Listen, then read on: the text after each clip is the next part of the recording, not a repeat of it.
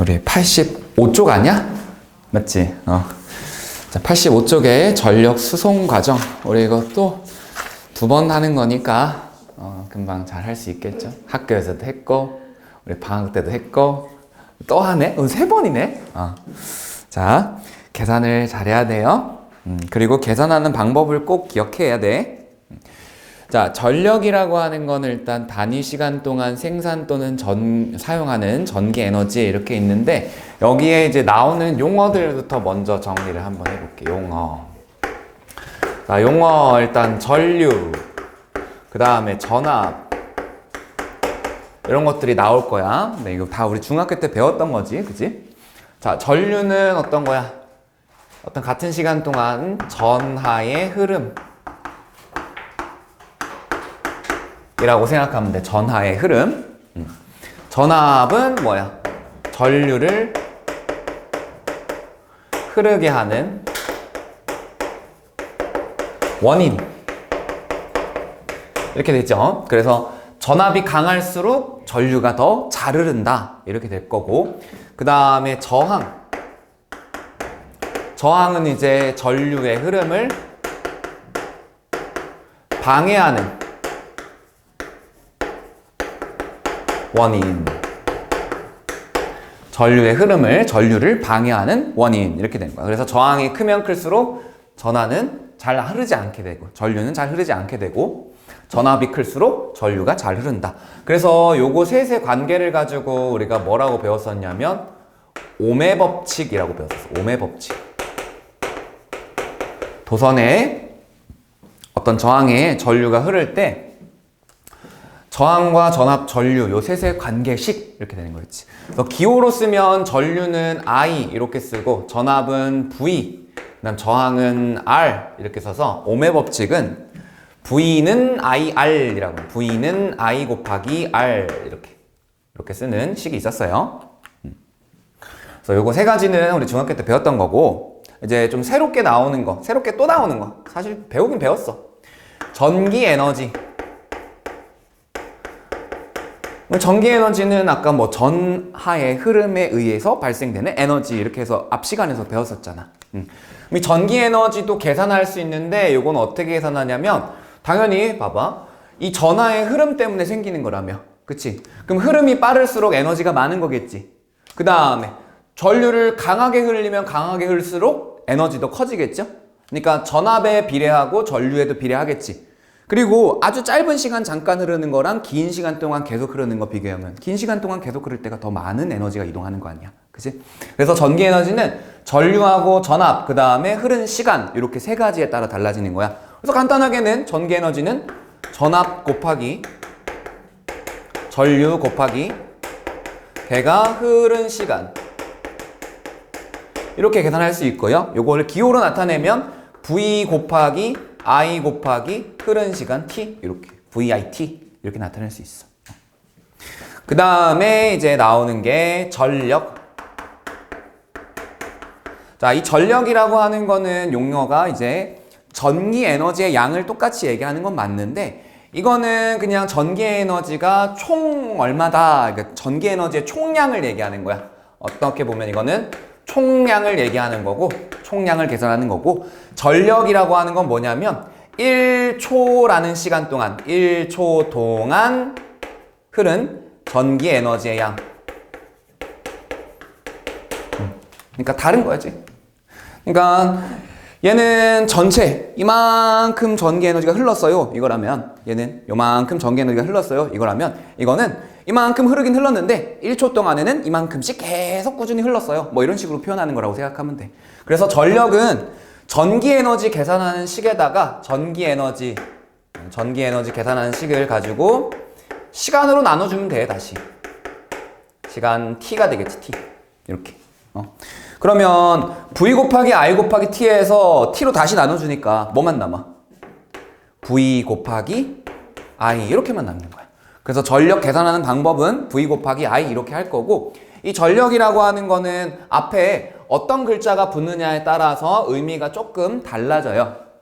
어떤 게 있냐면 공급 전력이라는 말이 있어. 공급 전력. 공급 전력이라는 거는 말 그대로 공급해 주는 거, 보내주는 거라고 생각하면 되고, 그 다음에 소비 전력. 소비 전력은 뭐겠어? 소비하는 거, 내가 사용한 거. 뭐 100만큼 보내줬다고 해서 다 쓸 수 있는 건 아니고 뭐 80만큼만 쓸 수도 있고 이런 거잖아. 이거는 보내주는 거, 이거는 쓰는 거. 근데 보통은 이제 보내주는 거하고 쓰는 게 거의 같게 나타나요. 그리고 여기에 이제 우리가 오늘 하는 거, 손실 전력. 손실 전력이라고 그랬으니까 말 그대로 뭐야? 손실되는 거. 다르게 얘기하면 버려지는 거. 이렇게 되겠지. 그러면 얘가 왜 버려지는가? 버려지는 것이 있는데 왜 버려지는가가 중요하겠죠. 그죠? 그럼 이런 손실이라는 건 왜 생기느냐? 우리 도선을 타고 전기가 흐르다 보면 이 저항이라는 애 때문에 방해를 받잖아. 그러니까 말 그대로 이렇게 생각하면 돼. 내가 전류야, 내가 전하야, 막 이렇게 흘러가려고 하는데 가는데 누가 길막하고 있는 거야. 길막하고 있으니까 이제 뭐 해야 돼? 싸워야 되지. 피 튀기는 전쟁이 일어나는 거야. 막 싸우다 보니까 열나지, 열받지, 그치? 그 열나.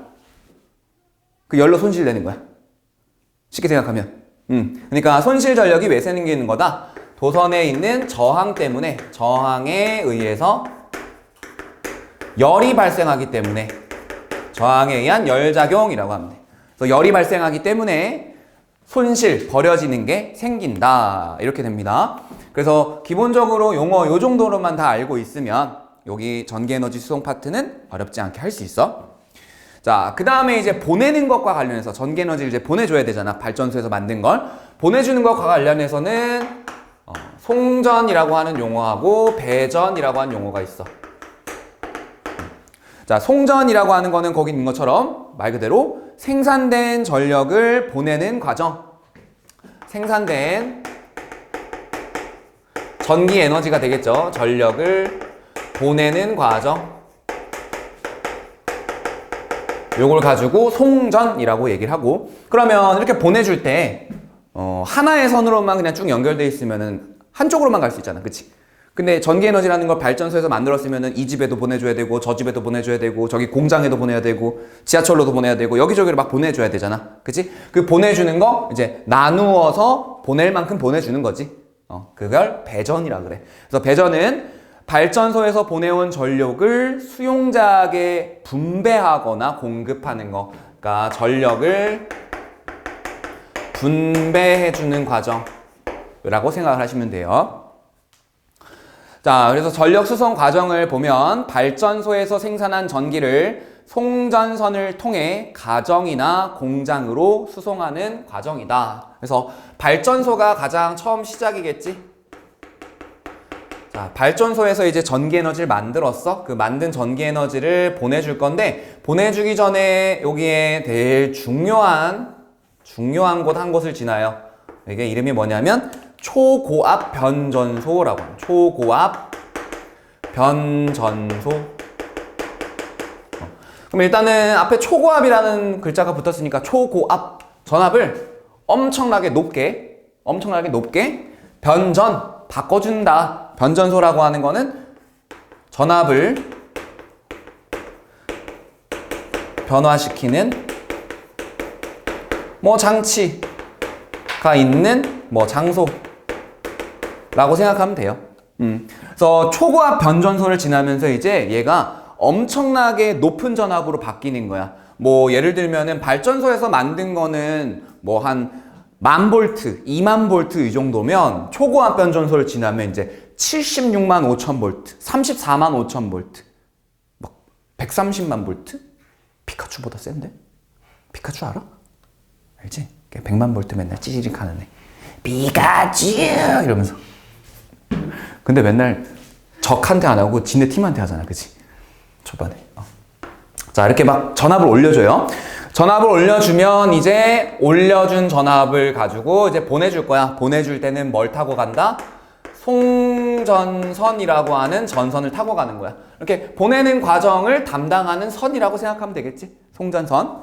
그래서 송전선에 가게 되면은 이제 1차 변전소라고 하는 곳을 지나는데, 요 1차 변전소라고 하는 곳은 역할이 두 가지 정도가 있어요. 초고압 변전소에서 이제 보내준 거를 너무 압이 세니까. 무섭잖아. 그치? 아프단 말이야, 만지면. 피카츄 100만 볼트 맞으면 애들이 맛이 가잖아. 그치? 그러니까 전압을 좀 낮춰줘야 돼. 그러면서 뭐 하냐면 이제 바른 장소로 보내주고 하는 역할을 하는 거야. 그러니까 이 변전소는 전압을 변화시키는 장소이자 그 다음에 배전이라고 하는 전력을 분배해주는 기능을 담당하고 있다. 마찬가지로 또 이제 쭉 지나서 송전선을 타고 계속 갑니다. 그래서 또한 이제 2차 변전소에 오는데 2차 변전소도 마찬가지야. 변전소는 담당하는 게 전압을 변화시키고 배전하는 역할을 한다. 그리고 배전을 한다. 자, 이렇게 단계적으로 계속 이렇게 전압을 바꿔주는 이유는 뭐냐면 여기 근처에서 필요한 전압이 있을 거고요. 여기 근처에서 필요한 전압이 있을 거잖아. 그치? 근데 여기에서 갑자기 확 낮춰가지고 여기로 보내주면은 다시 올리고 뭐 이런 번거로운 게 있으니까 단계적으로 낮추면서 사로 나눠주고 하는 거야. 자, 그래서 이제 2차 변전소까지 왔을 때는 이제 어디로 다 에너지가 빠져나가냐면 뭐 보통 1차 변전소 같은 경우는 전압이 굉장히 높기 때문에 공장이라든가 하는 곳, 굉장히 많은 전기 에너지를 써야 되는 곳 있지? 그런 곳으로 배전을 해주고요. 그 다음에 2차 변전소 같은 경우에는 이제 대형 빌딩이나 아니면은 전철도 보게 되면 위에 전기선이 다 지나가고 있지? 그게 엄청나게 고압 전선이에요. 자, 이런 식으로 나눠주고, 그리고 나서 이제 남는 거, 어떻게 보면 찌끄레기지? 그 남는 거를 가지고 우리 가정으로 보내주는데, 가정에 도달하기 전에 한 번 더 전압을 변화시켜. 그걸 뭐라고 하냐면 주상변압기라고 그래. 주상변압기는 그냥 뭐 우리가 주변에서 볼 수 있어. 집집마다 주변에 보면은 이제 아파트 근처에는 잘 안 보이는데 전봇대 있지? 전봇대에 보게 되면 위에 이렇게 동그란 캔처럼 이렇게 까만 게 매달려 있는 게 있을 거야. 그게 주상변압기고요. 그 주상변압기가 하는 역할은 전압을 이제 가정에서 사용할 수 있는 정도로 확 낮춰주는 거야. 보통 전압을 얼마로 낮춰주냐면 220V로 낮춰줘요. 그래서 우리 가정용 콘센트 보면은 다 220V라고 적혀 있어. 그래서 이렇게 오면은 그걸 이제 가정에서 사용을 한다. 길다 되게, 그치? 과정이 복잡하죠? 자, 이런 식으로 발전소에서 생산된 전기가 우리 가정에 도달하기까지의 과정이 이렇습니다. 그래서 이렇게 송전선 타고 여기는 마찬가지 송전선 타고 쭉쭉쭉쭉 오는 거야. 근데 이 송전선이라는 건 아까 전선이었잖아. 전선은 항상 전류를 흐르는 걸 방해하는 원인이 되는 저항이라는 게 존재한단 말이야. 근데 이 저항이라는 게 존재하면 아까 뭐라 했죠? 열작용이 발생해서 손실되는 게 생긴다 그랬지. 그래서 발전소에서 백날 많이 보내주더라도 여기서 손실이 많이 일어나면 가정에 도달하는 양은 어떻겠어? 적을 수밖에 없지. 그러면은 전체적인 에너지 보존을 적용해보면 발전소에서 보내주는 전력을 공급 전력이라고 할 수 있겠지. 공급해주는 전력이 있으면 가는 중에 손실되는 것이 있을 거고, 그치? 그리고 손실된 거 이외에는 이제 다 도착을 해서 사용을 하겠죠? 사용하는 전력, 소비 전력, 이렇게. 그래서 공급 전력하고 손실 전력, 소비 전력 셋의 관계가 이렇게 나타나고, 그 다음에 우리 발전소에서 전기를 보내는 것도 어쨌든 장사하는 거잖아. 그치? 장사할 때 제일 중요한 게 뭐야? 이래서 장사를 해야 돼, 사람들이. 장사를 해봐야 돼. 경제관념을 알아야 돼. 장사할 때 제일 중요한 게 뭐야? 이익이지, 그치? 이익이지. 근데 이익인데 우리 막 뉴스나 이런 거 보게 되면은 뭐 이런 말 나오잖아. 매출액, 그 다음에 뭐 순이익, 뭐 이런 말 나오잖아. 들어봤지? 이건 뭐야? 이건 뭐고? 매출은 그냥 총 판매 금액, 총 벌어들인 금액이고, 이거는 뭐예요? 자기에게 돌아오는 거. 그러면 이 순이익이라고 하는 건 어떻게 계산되는 거냐면 매출액에서 이제 뭐 재료비라든가 아니면 인건비, 사람을 사용할 거니까 이런 식으로 다 빼고 남은 것들을 순이익이라고 하지. 그치? 그러면은 자, 동일하게 한번 여기다 적용을 해보자. 내가 이익을 많이 얻으려면 소비자가 많이 써야 되지. 소비자가 많이 써야 돼. 내가 어떻게 보내더라도 적게 보내더라도.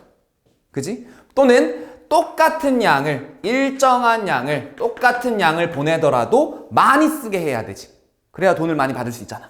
그러려면 얘를 어떻게 해야 돼? 줄여야 되지. 그치? 그래서 이 손실 전력을 줄이는 방안에 대해서 이따가 정리를 할 거예요. 자, 그래서 손실 전력이라는 거, 송전 과정에서 송전선의 저항에 의해서 손실되는 전력을 얘기하고 전기 에너지의 일부가 열 에너지로 전환이 된다.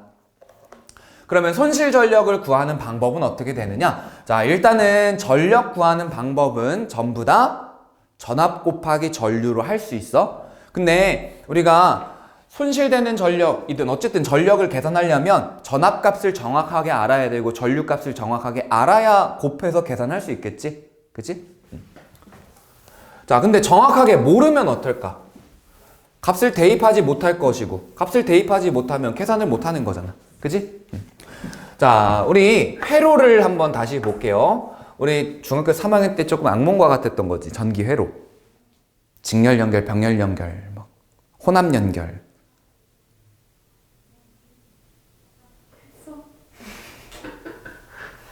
합성 저항.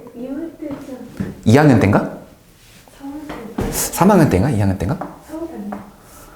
이렇게 회로가 이렇게 해가지고 막 이렇게 회로 기호랑 막 찌지지지직 뭐 이런 거랑 뭐 찌지지지직 이런 거랑 해가지고 막 여기 막 암페어 뭐 이렇게 해가지고 뭐 이런 거 했었잖아. 그치? 이런 거 했었잖아. 자, 한 번만 회로를 풀어봅시다. 자, 저항이 1ohm이고요. 여긴 저항이 2ohm입니다. 여기에 전압이 6V라는 전압이 걸려 있어. 그러면은 자, 직렬 연결되어 있는 이 두 저항을 어떻게 보면 더해보면 총 저항이 3ohm이죠. 3ohm이야. 그러면은 ohm의 법칙에 따라서 3ohm의 저항에 6V의 전압이 걸렸으니까 V는 I 곱하기 R에서 6V는 I 곱하기 3ohm이잖아. 그러니까 I 전류는 얼마예요? 2A 이렇게 되는 거지. 그럼 2A라는 전류가 이렇게 플러스 극에서부터 해가지고 마이너스 극으로 이렇게 2A 계속 2A 이렇게 흐르는 거지. 그지? 그러면 자, 여기 저항에도 2A인데 저항이 얼마야? 2죠? 그러니까 V는 IR에다가 얘한테만 대입해보면 2ohm에 2A니까 이쪽에 4V 이렇게 되는 거지. 그 다음 여기는 똑같이 2A인데 저항은 1ohm이잖아. 그러니까 여기가 2V 이렇게 되는 거지. 그래서 합쳐보면은 6V가 걸렸다라는 거 알 수 있잖아. 그치? 자, 우리가 송전선에서 손실되는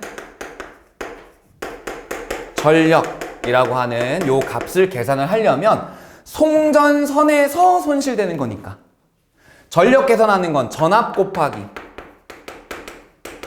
전류 이렇게 하잖아.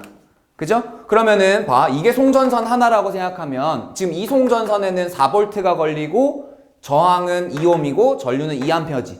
그치? 그러면 그냥 이렇게 두 개 곱하면 8만큼이다 라고 할 수 있잖아.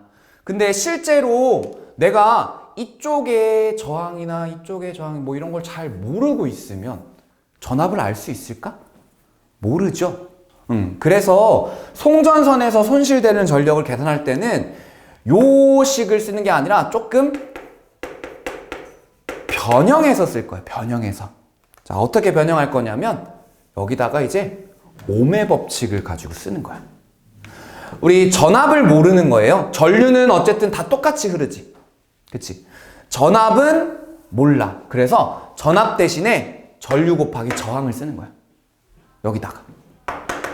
전압은 전류 곱하기 저항이니까.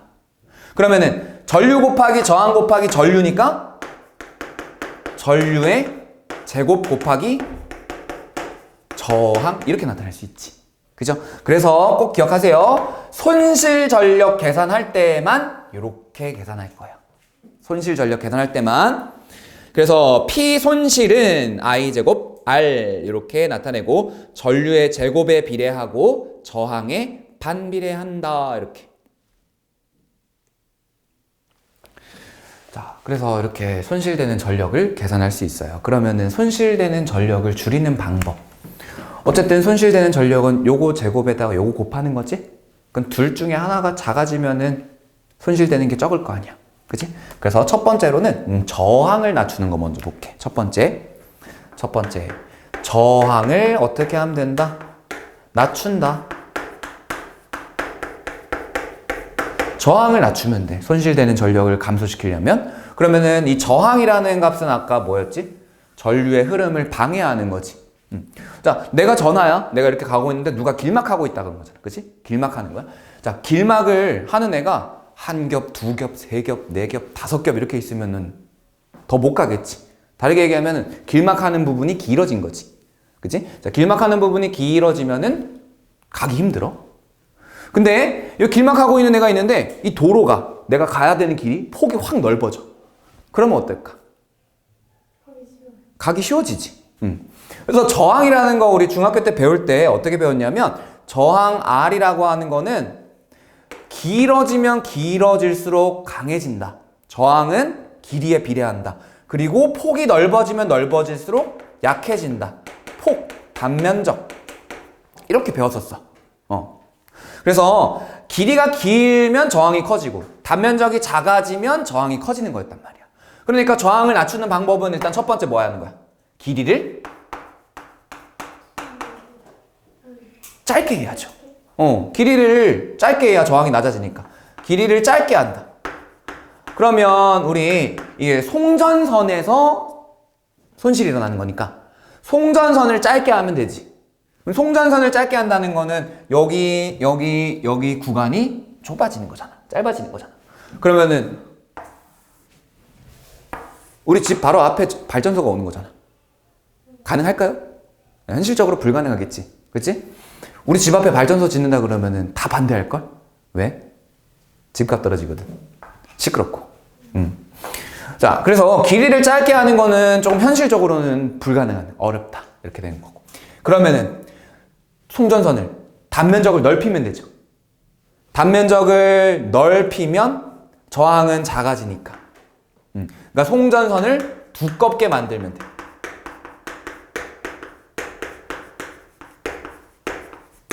근데 송전선을 두껍게 만들면 당연히 그 송전선 만드는 것이 무거워지고 비싸지겠지.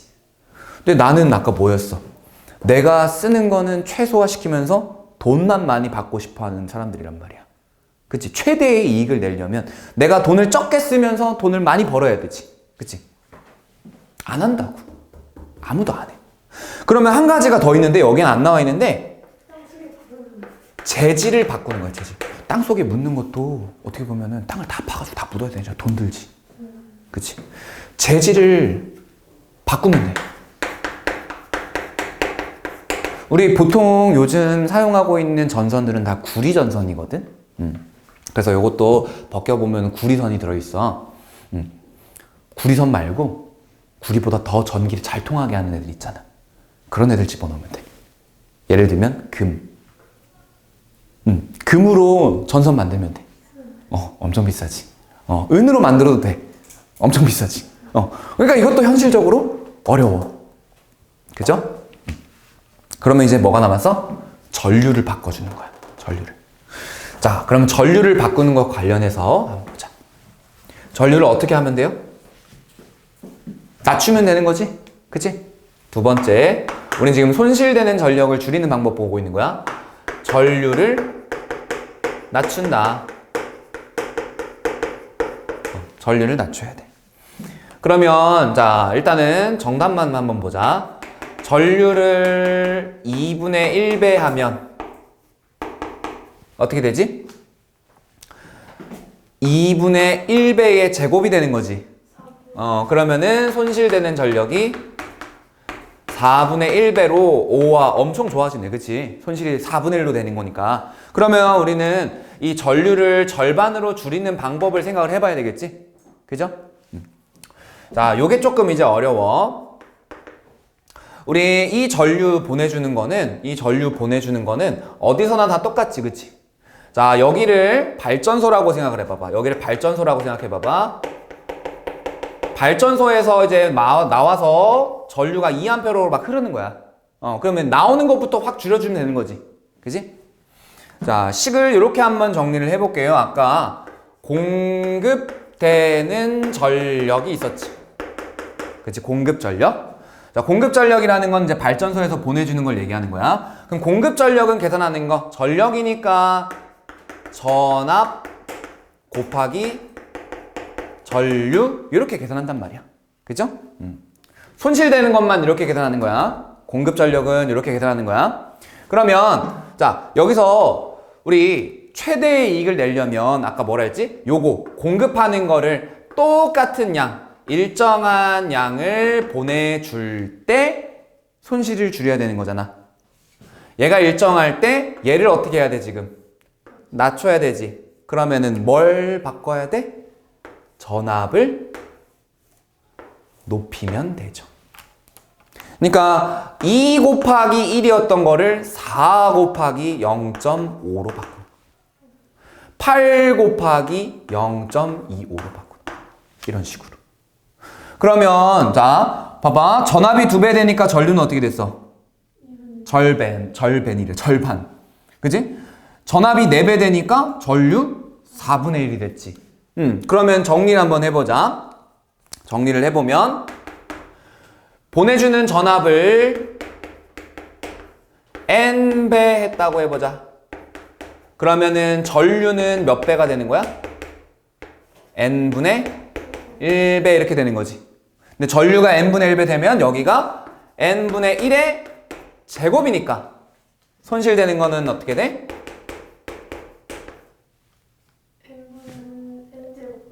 N제곱분의 1, N분의 1의 전체 제곱, N제곱분의 1배 이렇게 되는 거야.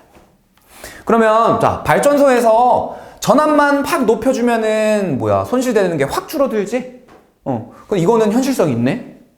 이건 막 돈 들어가는 것도 아니고, 그치? 그래서 아까 처음에 네모칸 쳐가지고 초고압 변전소라는 걸 지난다 한 거예요. 초고압으로 전압을 높여줘야지만 손실을 확 줄일 수 있다라는 거야. 그래서 손실을 확 줄여서 똑같은 양을 보내더라도 효율이 더 좋아지는 거지, 어떻게 보면. 가정에 도달하는 양이 많아지는 거니까.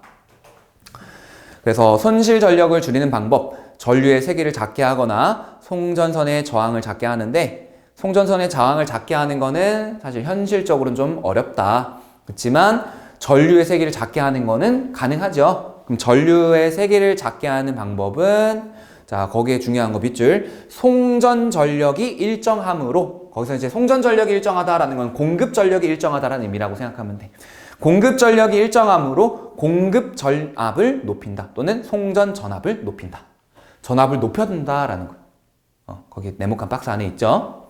그래서 전력 P를 송전할 경우 전압 V를 N배 높여서 송전하면 송전선에 흐르는 전류의 세기 I는 N분의 1배가 되고, 그래서 손실되는 전력은 N제곱분의 1배가 된다. 이렇게 되는 겁니다. 그래서 요거 이제 계산하는 것과 관련해가지고 이렇게 하나만 적어 놓으면 될 것 같아. 자, 내가 공급해주는 양이 있고, 공급해주는 양에 대해서 전압 곱하기 전류값이 있지. 그지?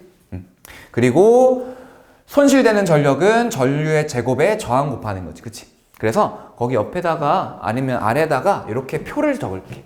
자, 표를 어떻게 적을 거냐면 공급 또는 송전 전압이라고 하는 거를 가장 앞에, 그 다음에 전류, 제일 앞에 하나 더 써야 된다. 공급 또는 송전 전력. 그러니까 제일 앞에다가는 송전 전력, 그 다음에 송전 전압, 그 다음에 전류 이렇게 쓰고, 그 다음에 뒤에다가 2개만 더 쓰면 돼요. 저항, 송전선의 저항, 그 다음에 손실 전력. 이렇게 5개. 이렇게 5개 쓰면 돼요. 그러면 요 값을 이렇게 쓰면 돼.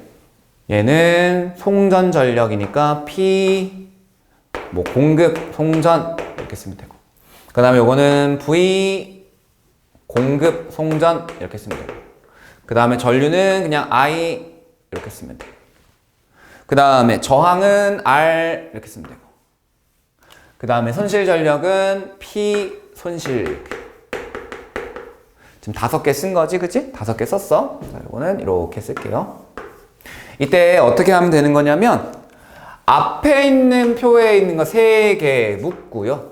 그 다음에 뒤에 있는 거 전류까지 포함해서 이렇게 3개를 묶을 거야. 그러면 지금 묶어놓은 거에서 공통적으로 전류라는 게 들어가지, 그치? 그래서 봐, 만약에 전류를 찾아내면은 왼쪽에다가 시계에다가 넣어가지고 이거 계산할 수 있고, 또는 전류를 알았을 때 오른쪽에다 대입해서 손실을 구할 수 있고, 이런 식으로 되는 거예요. 관계가 어떻게 된다? 공급 전력은 공급 전압 곱하기 전류 이렇게 되는 거고, 그치? 노란색 3개만 보는 거야. 그 다음에 핑크색만 보면 핑크색들은 어떻게 되는 거야? 전류에 제곱하고 저항을 곱하면 손실이 나온다. 이렇게 식을 쓰면은 P는 V 곱하기 I이고, 그 다음에 I 제곱에 R 곱하면 P 손실이 나온다. 이렇게 되는 거지. 이런 식으로. 이렇게. 그래서 문제에서 막 물어보는 게 손실 전력 물어볼 수도 있고, 저항 물어볼 수도 있고, 전류 물어보거나 공급 전압, 송전 전압 뭐 이런 걸 물어볼 수 있거든. 전력이라든가. 그러면은 이제 요 표만 빈칸에다가 이렇게 얘는 얼마였고 얼마였고 얼마고 얼마고 얼마고 써보면 금방 다 풀릴 거야. 이따가 뒤에 가서 그거 한번 해볼게요.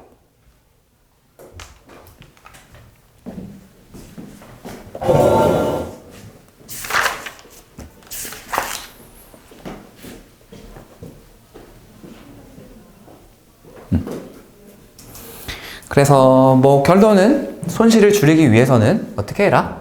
전압을 높여라. 높이면 높인 거에 제곱에 반비례해서 손실 전력이 감소한다. 이렇게 되는 거지. 요걸 잘 기억해야 돼. 전압이 n배 되면 전류가 n분의 1배, 그래서 손실이 n제곱분의 1배 이렇게 된다. 그러면은 전압을 올려줘야 되는데 어떻게 올려주느냐? 전압을 올려주는 장치가 따로 있겠죠? 그게 변압기입니다. 뒷장 넘어가 보면 송전 과정에서 전압을 변화시키는 장치로, 자, 얘도 전자기 유도를 이용한다. 그럼 아까 앞에서 우리 전자기 유도라는 거 할 때 어떤 거였어? 자기장이 변하면 그 변화를 방해하기 위해서 유도 전류가 흐른다. 이때 이 유도 전류의 세기는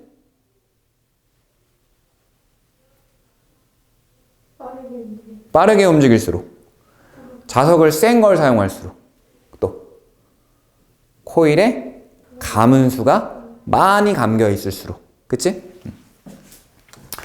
자, 그래서 변압기라는 녀석의 구조를 보게 되면 얘도 전자기 유도를 이용한다고 했으니까 자석 같은 애가 보일 거고 코일이 보이겠지? 그치? 근데 실제로 자석이 들어있는 건 아니고 자석처럼 될 수 있는 애가 있는 거야. 다시, 자석처럼 될 수 있는 애가 있는 거야. 우리 여기 만약에 이게 철로 돼 있다고 해봐. 철로 돼 있는 상태에서 내가 자석을 이렇게 딱 붙이면 이 철 자체가 자석처럼 사용할 수 있지. 여기에 클립이 붙고 이러잖아. 그치? 자석 하나에다가만 클립 붙여 놓으면 클립에 클립이 붙고 이러잖아. 그러니까 클립이 자석처럼 되는 거지. 자, 여기 이렇게 바깥쪽에 철심이 있는데 이 철심이 이제 자석처럼 될 수 있는 애야. 자, 철심이 이렇게 가운데가 뻥 뚫려 있는 철심이 있으면 그 철심 왼쪽하고 오른쪽에 코일이 양쪽으로 감겨 있어. 그러니까 한쪽에 코일이 이렇게 감겨 있고요. 이렇게. 반대편에도 코일이 하나 더 감겨 있어요. 이렇게. 자, 감겨 있는 코스를 조금 다르게 이렇게. 이런 식으로. 양쪽에 코일이 감겨져 있어. 그러면은 한쪽으로는 전기가 들어오고 한쪽으로는 전기가 나가겠지. 이 전기가 들어오는 쪽을 1차 코일이라고 하고요. 전기가 나가는 쪽을 2차 코일이라고 해요. 그러니까 쉽게 생각하면 여기가 입력되는 쪽, 여기가 출력되는 쪽이라고 보면 돼. 그러면 입력되는 쪽은 어디랑 연결돼 있겠어? 전기가 발전소에서 만들어져 오는 거니까 발전소 쪽으로 연결돼 있겠지, 그치? 그래서 여기는 발전소 쪽이랑 연결돼 있고, 그 다음에 발전소에서 오는 전류는 무슨 전류라 그랬지? 발전소에서 만들어지는 전류가 시간에 따라 색이랑 방향이랑 막 바뀌었잖아, 이렇게. 시간에 따라 색이랑 방향이 변하는 전류.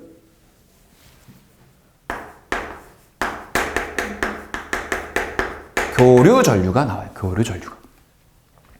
자, 이런 식으로 1차 코일 쪽은 발전소랑 연결되어 있고 교류 전류가 흐르고 있는 곳이야.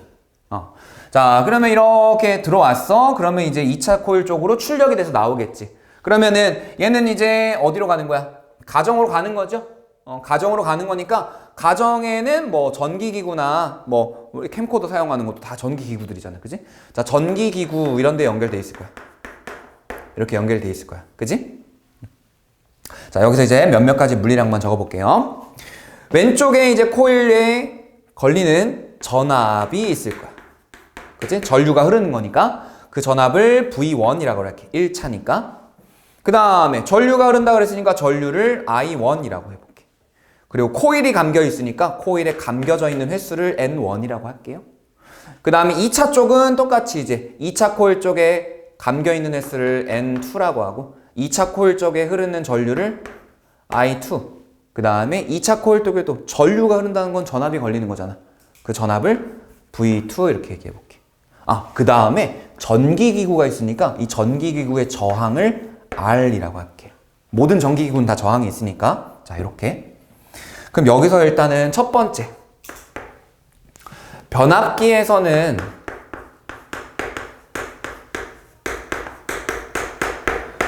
전력 손실이 없다라고 해볼게. 변압기에서는 전력 손실이 없다라고 하면은, 자, 1차 코일 쪽에서 들어온 전력이 있고 2차 코일 쪽으로 나가는 전력이 있는 거잖아. 그치? 그냥 철심을 통과해서 전기 에너지가 지나가는 거지? 손실이 없다 그러면은 1차 코일 쪽의 전력이랑 2차 코일 쪽의 전력이 어떨까? 같겠죠? 그러면 전력 계산하는 건 어떻게 했어? 손실 전력을 제외하고 나머지는 다 전압 곱하기 전류로 하는 거야. 그러면은 전압 곱하기 전류 값이 어떻다? 같다, 이렇게 되는 거지. 그래서 첫 번째 식이 이런 게 나오는 거예요. V1 곱하기 I1은 V2 곱하기 I2, 이렇게. 자, 그 다음에 두 번째, 얘가 전자기 유도 현상을 이용한다 그랬잖아. 그럼 전자기 유도 현상은 앞에서 우리 자기장이 변하면 변하는 자기장에 의해서 유도 전류가 만들어진다 이거였지. 그럼 대체 어디서 변하는 자기장이 만들어지느냐? 우리 여기에 지금 교류 전류가 흐른다 그랬지? 이 교류 전류라는 거는 앞에서 뭐였어? 시간에 따라서 전류의 세기와 방향이 바뀌는 거였잖아. 근데 전류가 흐르면 자기장이 만들어지죠? 이 교류 전류에 의한 자기장이 자꾸 세기도 방향도 변해요. 자꾸 변해.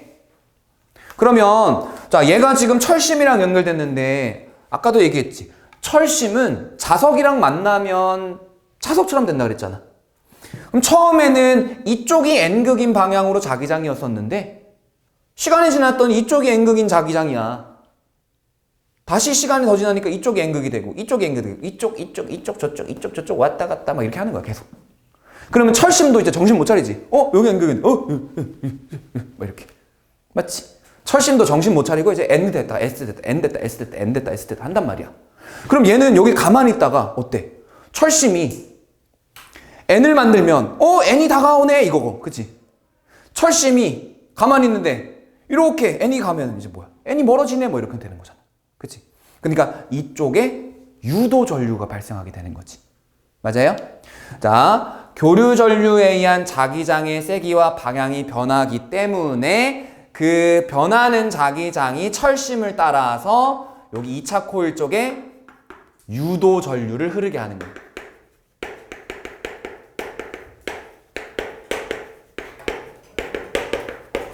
원리는 이해되셨나요?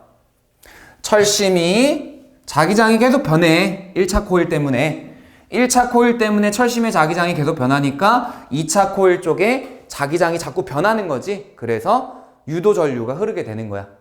그러면 이때 유도 전류를 흐르게 하는 전압을 우리 유도 기전력 전압이라 그랬잖아. 그게 뭐에 따라 달라지는 거였지? 감겨 있는 횟수에 따라 달라지는 거였어. 그래서 감겨 있는 횟수가 많으면 전압이 어떻다? 강하다. 이렇게 되는 거지. 그러면은 여기다가 뭐라 쓰면 돼? 감긴 수랑 전압이랑 비례한다. 그래서 이렇게 식이 하나 나와요.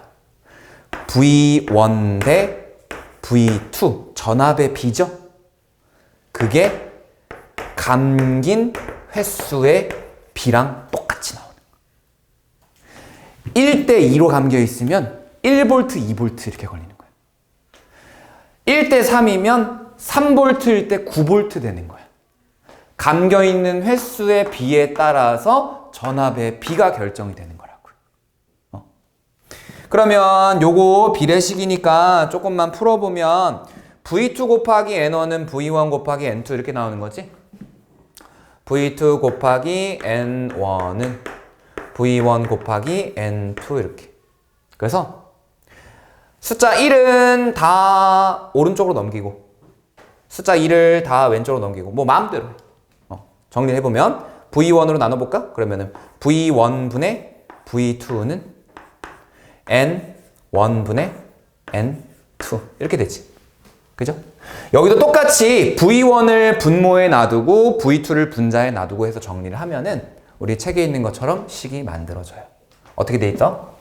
얘는 V2를 밑에다 넣었구나. V2분의 V1은 N2분의 N1은 I1분의 I2 이렇게. 여기만 순서가 바뀌어요. 여기는 분모가 다 2고 여기는 분자가 1인데 여기만 이렇게 바뀌어요. 알겠죠? 요 두 개를 같이 쓴 거라고 생각하시면 돼요. 자, 그러면 내가 전압을 높이고 싶어. 예를 들어서 초고압 변전소에서는 전압을 높여야 되잖아. 그러면은 어디를 많이 감아야 돼? 2차 코일 오른쪽을 많이 감아야 되지. 왜? 내가 전압을 높이고 싶다는 거는 내보내는 전압을 높이는 거니까. 그치? 여기를 많이 감으면 돼. 그러면 우리 집 앞에 있는 주상변압기는 어디가 더 많이 감겨 있을까? 주상변압기는 역할이 뭐였어? 우리가 사용하는 220V로 전압을 낮춰주는 거잖아. 그러면 주상변압기는 어디가 더 많이 감겨 있어야 돼? 전압을 낮춰줘야 되니까 이쪽 전압이 작고 이쪽 전압은 커야 되지. 그러면 여기가 더 많이 감겨 있다. 1차 코일이 더 많이 감겨 있다. 그래서 초고압 변전소에서는 2차 코일이 더 많이 감겨 있고 주상변압기 쪽에서는 1차 코일이 더 많이 감겨 있다. 이렇게 되는 거예요. 그래서 변압기를 이용해서 우리가 전압을 변화시켜서 손실되는 전력을 줄인다. 이렇게 보면 되겠죠? 그리고 그 외에도 효율적인 방법이라든가 안전한 수송 방법이 있는데 첫 번째, 고전압 송전. 자, 방금 전에 한 거죠. 전압을 높게 송전을 하면은 어때? 전력 손실이 줄어들지. 그러니까 효율적이다. 에너지 효율이 높다. 이렇게 될 수 있고. 그 다음에 거미줄 같은 전력망. 자, 전선이 이렇게 있는데 전선에 이상이 생기게 되면은 완전히 전기가 차단돼 버리지. 근데 거미줄 같이 연결되어 있으면 그 차단된 쪽을 지나지 않고 다른 최단 경로로 우회해서 전력을 공급해 줄 수 있는 거잖아. 그죠? 그래서 선로에 이상이 발생할 경우 그 부분을 차단하고 우회하여 송전할 수 있고 전력을 수송하는 거리를 상대적으로 줄여줄 수 있어서 저항을 작게 할 수 있다. 근데 효과는 그렇게 미비하겠지, 그지? 그렇게 좋진 않겠지? 그 다음에 지능형 전력망. 우리 가끔씩 여름에 어떨 때 보면은 너무 더운 여름날에 정전 사태가 일어나기도 하고 그렇지. 정전이 왜 일어나는 거냐면 그 전기회사에서 보내주는 양은 100이야. 사용하고 있던 양도 한 100에 가까운 수치였어. 근데 집집마다 너무 더우니까 동시적으로 에어컨을 다 트는 거야. 그러면은 갑자기 막 120, 200씩 쓰려고 하겠지. 근데 여기는 아직 100 쓰는 줄 알고 100만 보내주고 있었단 말이야. 그럼 여기 어떻게 돼? 전체적으로. 전기가 다 모자라게 가지. 이 전기기구들은 전기가 모자라게 가면 다 전원이 끊겨버려. 그냥 꺼져버려. 그러면 전체적으로 다 어떻게 돼? 기구들이 다 꺼져버리는 거야. 그러니까 정전 사태가 벌어지게 되는 거지. 그러면 안 되겠죠. 그래서 어떻게 하는 거냐면 이제 소비자가 그리고 공급자가 있으면 소비자하고 공급자 사이에서 사용할 거다, 보내줄게, 계속 대화를 하는 거야. 양방향으로. 물론 사람이 얘기하는 게 아니라 전자장비로 계속 대화하는 거야. 그래서 여기는 이만큼 필요하니까 이만큼은 보내주고, 이쪽은 이만큼 더 필요하네? 그러면 여기 남는 거 이쪽으로 다시 보내주고. 이런 식으로 스마트 그리드라고 하는 게 소비자의 수요량과 전력회사의 공급량에 대한 정보를 계속 실시간으로 주고받는 거야. 그러면서 필요한 만큼만 보내주고, 만약에 남는다 그러면은 다른 곳으로 보내주는 거야. 그리고 남는 거를 저장했다가 다시 내보내주기도 하고 해서 송전과 배전의 효율을 높여놓은 거다라고 보시면 되고요. 거기에다가 하나만 더 추가를 할게요. 거기다 하나만 더 추가를 할게. 초고압으로 보내는 거는 똑같은데, 우리 발전소에서 만들어진 전류는 교류라고 해서 자꾸 이제 세기와 방향이 변하는 전류잖아. 그치? 근데 그거의 반대가 직류죠. 한 방향으로만 흐르는 거. 초고압으로 보내면서 직류 전류를 보내는 거야. 초고압 직류 송전. 초고압 직류 송전의 장점이라 그러면 이렇게만 정리해 줄게요. 조금 더 대용량을 전송 가능해. 대용량. 더 많이. 대용량 전송, 송전. 이게 가능하고요. 그 다음에 교류에 비해서는 손실이 조금 적어요. 교류에 비해서는 손실이 조금 더 적어요. 그것과 관련해서는 이제 물리학 1에서 좀 더 자세하게 할 거고, 그냥 우리는 대용량으로 송전할 수 있으면서 교류에 비해서 손실이 조금 더 적게 나타날 수 있다. 근데 너무 멀리까지는 보내질 못해요. 그래서 조금 단거리 송전할 때만 사용을 해. 뭐 예를 들면은 뭐 단거리 같지 않겠지만 이제 저기 남해안에 있는 지역에서 제주도까지 보내줘요. 해저 케이블에다 진도라든가 이런 곳에서 만든 전기를 이제 해저 케이블로 설치해가지고 제주도로 보내주거나 이런 것을 대용량 송전이 가능하다. 그 다음에 안전한 전력 수송 방법. 안전과 관련된 거는 일단 첫 번째 사람 손에 닿지 않으면 되는 거지. 그치? 그래서 고압 송전선을 지하에 묻는 거야. 지중선로라 그래. 그러면은 사람의 뭐 손길이 닿을 리가 없죠. 그래서 안전하게 보낼 수는 있는데 유지비가 많이 들어. 그리고 새로 이제 송전선을 깔려고 그러면은 땅을 다 파가지고 다 묻고 이래야 되잖아. 그치? 그리고 만약에 전기가 끊겼어. 전선이 끊겼어. 우리 이렇게 위로 다닐 때는 어디가 끊겼는지 보이잖아. 그럼 거기만 수리하면 되지. 근데 얘는 어디가 끊겼는지 몰라. 그치? 땅속에 다 묻혀있으니까 안 보이잖아. 그래서 유지하고 관리하는 게 좀 힘들어. 근데 또 다른 장점이라 그러면 예뻐. 무슨 말이냐면 전선이 위로 막 지나다니면은 좀 지저분해 보이잖아. 근데 전선이 하나도 없어, 도시에. 저기 강남 어디 쪽 가면은 전선이 아예 없는 도심지가 있어. 거기 가면은 왜 올라봐도 그냥 건물만 보이고 전선이 하나도 안 보여. 다 땅속에 매립되어 있는 거야.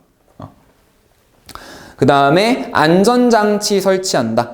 고압 송전선 주변에 구조물이나 안전장치를 설치해서 사람의 접근을 막는 거. 이런 것들. 그리고 인적이 드문 곳에 설치하는 거야. 강원도 놀러 가본 적 있어요? 동해바다 쪽으로 놀러 가본 적 있지? 그지? 놀러 가는 길에 어때? 다 산 지나고 이러지, 그치? 산 지날 때 보게 되면은 이렇게 약간 뭐 에펠탑인지 뭔지 이상하게 생긴 철탑 같은 게 막 이렇게 큰 게 막 이제 지나가는 거 보인 적 있지? 이게 엄청 초고압 송전선이야. 여기 지나가는 송전선이 거의 막 70만 볼트, 80만 볼트 막 이래. 인적이 드문 산골에다가 이렇게 막 설치를 하는 거지. 그래서 보내주는 거예요. 이렇게. 자, 오른쪽으로 넘어가서 1번. 자, 전압이 220볼트인 도선에 10A의 전류가 흘렀을 때의 전력이라 했어. 그러면 전력은 계산 다 어떻게 하는 거예요? 전압 곱하기 전류. 이러면 되지? 그래서 얼마? 2200이 되겠죠. 두 개 곱하면 되는 거니까 2200이고 전력의 단위는 우리 줄 퍼 세크 이걸 쓰는데 주로 요거 대신에 W 와트라고 하는 단위예요. 와트. 그러니까 2200와트 이렇게 쓰면 돼요. 2200와트. 2200W. 발전소에서 생산한 전기 에너지는 발전소에서 변전소까지 전력을 전달하는 송전 과정과 변전소에서 전기를 사용하는 장소까지 전력을 나누어 전달하는 배전 과정을 거쳐서 사용할 수 있다. 송전 과정에서 전압을 변화시키는 장치를 변압기라고 하죠. 변압기에서는 전자기 유도를 이용해서 전압을 변화시키고 낮은 전압으로 송전하면 손실되는 거 더 늘어나죠. 전압을 높여야 손실이 줄어드는 거였지. 지능형 전력망을 이용하면 전력 수송 과정에서 송배전의 효율을 높일 수 있다. 맞죠? 변압기에서 전압을 높이려면 전압을 높이고 싶대요. 어디를 더 많이 감아야 되지? 1차, 2차? 2차. 높이고 싶다 그랬으니까 2차를 많이 감아야 된다. 그러면 1차 코일의 감은수가 2차 코일의 감은수보다 적어야 한다. 맞는 복이죠? 오케이. 자, 여기까지 하고 잠깐 쉬었다 합시다. 자, 2번으로 가봅시다. 88쪽 2번. 그림은 변압기의 구조를 나타낸 것이다. 1차 코일과 2차 코일이 있는데 지금 2차 코일 쪽이 조금 많이 감겨 있지. 1번, 교류를 이용하여 전압을 변화시키는 장치이다. 맞나요? 맞죠? 그 다음에 1차 코일에 공급되는 전력과 2차 코일에 유도되는 전력은 같다. 맞고요. 전압을 높이려면 1차 코일보다 2차 코일을 더 많이 감아야 되지. 그래서 3번 틀렸고 4번, 코일에 흐르는 전류의 세기는 가문수에 비례한다 라고 돼 있는데, 자, 전압이 비례하는 거고요. 우리 식을 이렇게 외워놓으면 되겠지. V2분의 V1은 N2분의 N1이고 I 1분의 I2다. 해서 전류만 방향이 바뀌었죠? 전류만 바뀌었어. 그러면 자, 우리 요것만 보면은 감긴 횟수랑 전류랑 어떤 거야 서로? 반비례하는 거지. 그러니까 4번은 틀린 보기가 됩니다. 그 다음에 쭉 넘어가서 10번. 발전소에서 생산한 일정한 양의 전력을 표와 같이 전압을 높이거나 낮추어 공급할 때 괄호 안에 들어갈 말. 자, 첫 번째 거는 전압을 몇 배 했어요? 전압을 3배. 자, 그럼 가보자. 전류는 전압을 3배 했으니까 전류는 3분의 1배. 이렇게 되겠지? 맞아요? 그 다음에 손실은 9분의 1배. 이렇게 될 거고요. 그 다음에 두 번째, 전압을 2분의 1배. 전압을 2분의 1배 했으니까 전류는 2배. 전류가 2배니까 손실은 4배. 이렇게 되겠지? 자, 그 다음에 이제 표 채워서 하는 거. 12번. A지역하고 B지역의 발전소에서 전력을 송전할 때 송전전력, 송전선의 저항, 송전선에서의 손실전력을 나타낸 것이다. 이렇게 나와 있어요. 그럼 아까 우리 표의 내용은 어떤 거냐면 송전해주는 전력 첫 번째 칸, 그 다음에 전압, 그 다음에 세 번째 칸이 전류, 그 다음에 네 번째 칸이 저항, 마지막 칸이 손실. 이렇게 나왔었어. 그러면은 A지역하고 B지역에 대해서 일단은 표에 나와 있는 것만 먼저 구분해서 써면 송전전력은 EP0고 여기 있는 P0 이렇게 되죠? 그 다음에 송전선의 저항이 여기 있네. R이고 2R이야. 그리고 손실전력을 P, 그 다음에 여기를 EP 이렇게 나타냈죠? 그치? 자, 그때 이제 나머지 칸만 채워 넣으면 되는 거야. 여기 네 칸만 채우면 되는 거지? 근데 이 네 칸에서 들어가는 게 앞에 거 3개하고 뒤에 거 3개 묶어가지고 식으로 만들어낼 수 있었잖아. 앞에 거 3개는 뭐?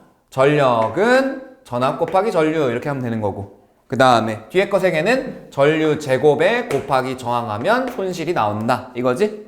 그러면은 지금 왼쪽 3개는 2개나 비어있으니까 쓸 수 없잖아. 근데 오른쪽 3개는 하나만 비어있으니까 쓸 수 있죠? 자, 예를 들어서 내가 여기에 전류를 I라고 썼어. 요거는 그냥 임의로 쓰는 거야. 이렇게 썼어. 그러면 I 제곱 R이 P죠. I 제곱의 R이 P죠. 자, 그러면 여기는 모르니까 네모로 두고 네모의 제곱 곱하기 2R 하면 2P다 이렇게 되는 거지. 근데 P를 소거해보면 위에 거랑 식이 똑같죠? 그러면 여기 뭐가 들어가야 돼? I가 들어가면 되지. 아, A 지역하고 B 지역에 흐르는 전류의 세기가 어떻다? 같다 이렇게 보면 되는 거야. 그러면 이제 다시 왼쪽 칸으로 돌아왔을 때에는 어때? 하나만 비어있으니까 이거 쓸 수 있겠지? 뭐야? 2P0는 전압 곱하기 전류, P0는 전압 곱하기 전류. 자, 위에 있는 거를 2V로 한다 그러면 밑에 있는 걸 V 이렇게 쓸 수 있는 거지. 또는 여기를 V라고 했으면 여기 0.5V 하면 되지? 그거는 임의로 하면 되는 거니까. 기억번, 발전소의 발전기에서는 전자기 유도를 이용하여 전력을 생산한다. 맞나요? 맞죠? 발전소에서는 발전기가 전자기 유도로 만들어내는 거니까. 그 다음에 니은번에 송전선에 흐르는 전류의 세기는 어디가 커? 똑같죠? 그러니까 A에서가 B에서보다 크다. 틀렸어요. 왜 동그라미 쳤지? 똑같은데?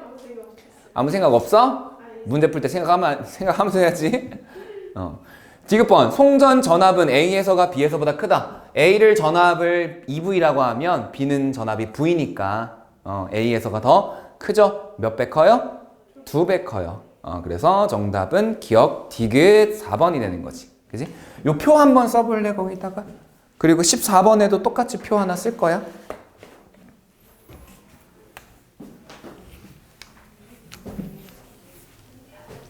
그래서 사실 여기 문제는 이 표만 그릴 줄 알면, 표만 쓸 줄 알면 다 풀 수 있어.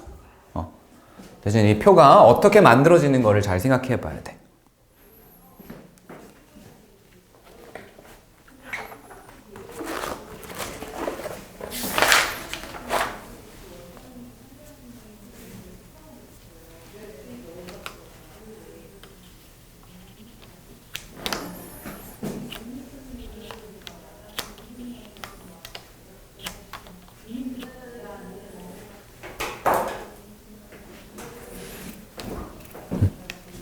다 되면 14번에다가도 똑같이 이 표 한번 써가지고 해볼게. 14번.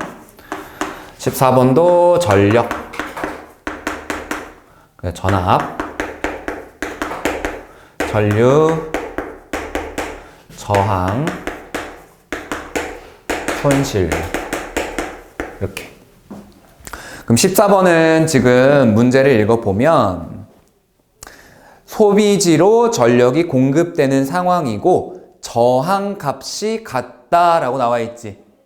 문제에 저항값이 같다라고 나와 있어. 그래서 A 지역하고 B 지역하고 C 지역에 대해서 저항을 그냥 다 똑같이 R이라고 잡는 거야. R 해놓고 나머지는 이제 표에 있는 거 채워넣기만 하면 돼요. 전압은 4V, 2V, V래. 4V, 2V, V. 그 다음에 전류가 I, 2I, 4I 이렇게. 자, 이런 식으로 나타나는 거야. 얘도 보니까 지금 셋 묶으면 앞에 거 3개 묶고 뒤에 거 3개 이렇게 묶었을 때 둘 다 하나씩만 비어있지, 그지? 하나씩만 비어있으니까 쓸 수 있을 거야.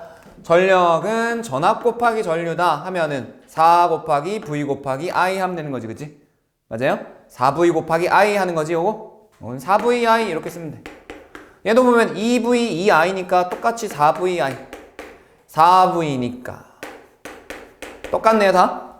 그치? 4VI로 다 똑같아요, 지금. 그 다음에 손실을 한번 계산해 볼게. 손실은, 뭐 어떻게, 전류 제곱에다가 저항 곱한 게 손실이다, 이거지. 그러니까 여기는 I 제곱에 R 이렇게 되는 거고. 여기 두 번째, B 지역은 2I의 제곱이야.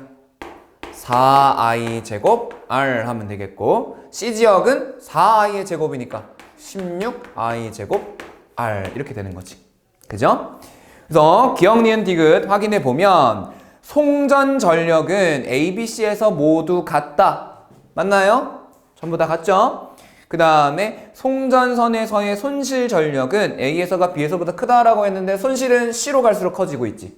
그러니까 니은번 틀렸고. 자, 그 다음에 소비지에서 최대로 사용할 수 있는 양. 우리 소비지에서 사용할 수 있는 양. 소비 전력 얘기하는 거네. 그지? 소비 전력은 어떻게 되지? 소비 전력에다가 손실 전력을 더하면 공급 전력 이거였지. 그지? 그러면 요거 이렇게만 바꾸면 되겠네? 여기서 소비 전력은 공급 마이너스 손실 이렇게 쓰면 되겠죠? 자, 공급 전력은 근데 다 똑같아. 그러면 소비 전력이 크려면 손실 전력이 작아야겠지? 그러면 어디에서 가장 최대로 많이 사용할 수 있다? A에서, 그 다음 B, 그 다음 C에서가 가장 조금밖에 못 쓴다. 이렇게 되겠죠? 그래서 소비지에서 최대로 사용할 수 있는 전력은 C에서가 B에서보다 크다라고 했는데 B에서가 더 많이 쓸 수 있는 거지? 그래서 디귿번 틀렸어요. 기억 니은인가 그러면? 기억인가? 정답 1번. 자, 그 다음에 17번으로 가게 되면은 변압기에 대한 내용인데 요것도 앞에서 식으로 정리는 해봤지만 문제로 나오면 조금 어려울 수도 있어. 자, 1차 코일 쪽을 지금 뭐라고 해놨냐면 전압을 V라고 했어. 그지? 그 다음에 전류를 그냥 I1이라고 얘기를 했고 그 다음에 가문수 비를 1대3이다라고 문제에 주어줬지. 자, 그러면은 가문수 N1을 그냥 1이라고 둘게요. 그 다음에 이제 2차 코일 쪽은 전압을 V2라고 하고 전류는 I2 그 다음에 가문수는 1대3이니까 그냥 3이라고 두자. 그 다음에 조식에다가 그냥 넣어보기만 할게. V2 분의 V1인데 V1이 그냥 V지? V는 N2 3분의 N1 1 이렇게 되는 거지. 그 다음에 전류는요? 전류는 거꾸로 뒤집어야 되지? I1분의 I2 이렇게. 자, 그러면 일단은 보자. 여기가 1이고 여기는 3이야. 그럼 여기가 V니까 여기가 3V가 되면 되겠지? 3대 1인 거니까. 그 다음에 여기는 이제 어떻게 돼? 얘를 1이라고 하면 얘가 3 이렇게 되는 거지. 그러니까 I1이 I2의 3배다 이렇게 되는 거지. 그러면 일단은 첫 번째 V2라는 전압, 두 번째 전압은 3V야. 그러면 이제 우리는 뭐 찾아야 돼? I1 찾아야 된단 말이야. 그치? I1 찾아야 되는데 I1이 I2의 3배이다라는 것밖에는 모르죠. 그치? 그럼 I2가 뭔지 한번 찾아보자. 자, I2라고 하는 거는 지금 오른쪽에 저항이 R이고 전압이 이쪽에 지금 몇 볼트 걸렸지? 두 번째 코일에? 3볼트 걸렸지? 여기서 찾았잖아. 저항이 R이고 전압이 3V일 때 전류가 I2인 거지? 그러면 우리 하나의 전기회로에서 전류와 저항, 그 다음에 전압 이 셋의 관계식이 V는 IR이라고 하는 ohm의 법칙을 따를 거 아니야.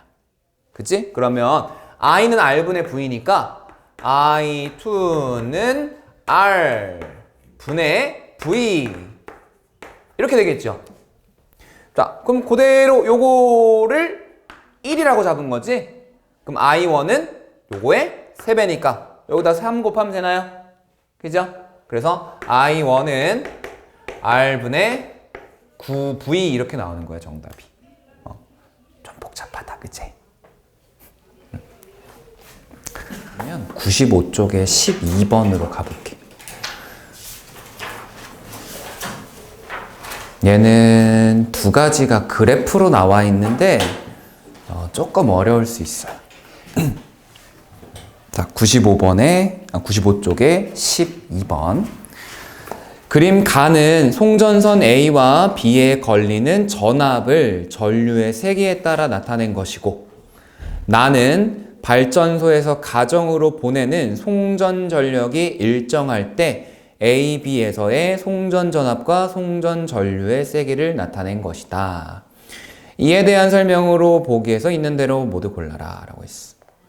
자, 그러면은 가 그래프에서 알려주는 게 있을 거고 나 그래프에서 알려주는 게 있을 거 아니야? 그치? 그럼 가 그래프에서 알려주는 건 어떤 거냐면 자, 어떤 송전선이 있는데 그 송전선에 흐르는 전류하고 전압. 이 둘의 관계를 지금 알려준 거지. 그지? 여기서 뭐가 하나 빠졌어. 뭐 하나 빠졌지? 항상 세 개가 세트 메뉴로 나오는 거. 전압, 저항, 전류. 그지? 그래서 가는 송전선의 전류 전압 관계로부터 저항 찾아라 이런 거야. 저항 찾아라. 그러면 자 A라고 하는 애는 볼까? A라고 하는 전류가 얼마일 때?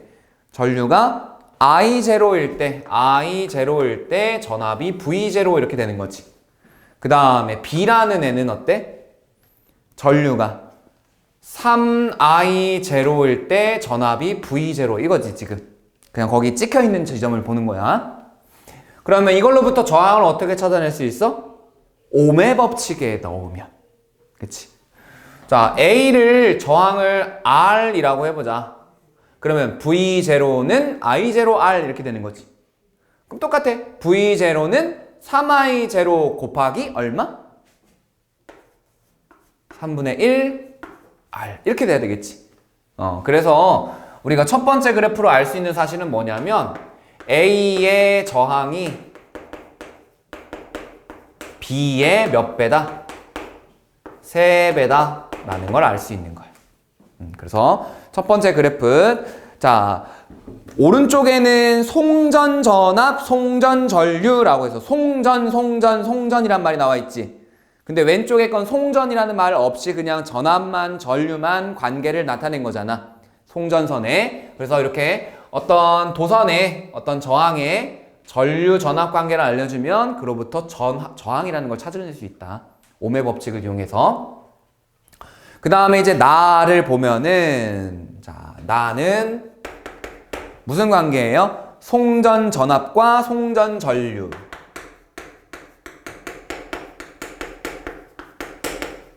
송전 전압과 송전 전류. 얘도 똑같이 A하고 B에 대해서 한번 나와 있는 걸 찾아보자. 나와 있는 거. A의 송전 전류가 I0일 때 송전 전압이 4V0 이렇게 되는 거지. 맞아요? A는 송전 전압이 4V0일 때 송전 전류가 I0 이렇게 되는 거고. 그 다음에 B는 2V0일 때 얼마예요? 2I0 이렇게 되는 거지. 그러면 이제 송전 전압과 송전 전류 이렇게 나와 있으니까 우리 아까 앞에서 표 나타냈던 거 있지? 예, 전압 전류니까 원래는 어떻게 나타내야 돼? 요 앞에 하나 더 있어야 되지? 요 앞에 우리 아까 표 그린 거에서 요 앞에 하나 더 있어야 되잖아. 뭐? 송전 전력이 더 있어야 되지, 그치? 그래서 다시 써볼게. 송전 전력, 그 다음에 송전 전압, 그 다음에 송전 전류, 그 다음이 저항이었고, 그 다음에 손실 전력 이렇게 됐었지? 자, A 지역하고 B 지역에 대해서 4V0, I0, 그 다음에 2V0, 2I0. 저항은 여기를 R이라고 하면 여기는 3분의 1 R 이렇게 됐지? 자, 그러면 또 앞에 거 3개, 그 다음에 뒤에 거 3개 묶어가지고 앞에 거 3개 관계는 곱한 거다 이거고, 뒤에 거 3개는 제곱은 손실이다 이렇게 되는 거지. 자, 요걸 이렇게 해놓고 얘 찾아보자. 얘 얼마라고 하면 돼? 2개 곱하면 되지. 4V0, I0. 그 다음에 여기도 4V0, I0 이렇게 되는 거야. 그 다음에 손실은 어떻게 돼?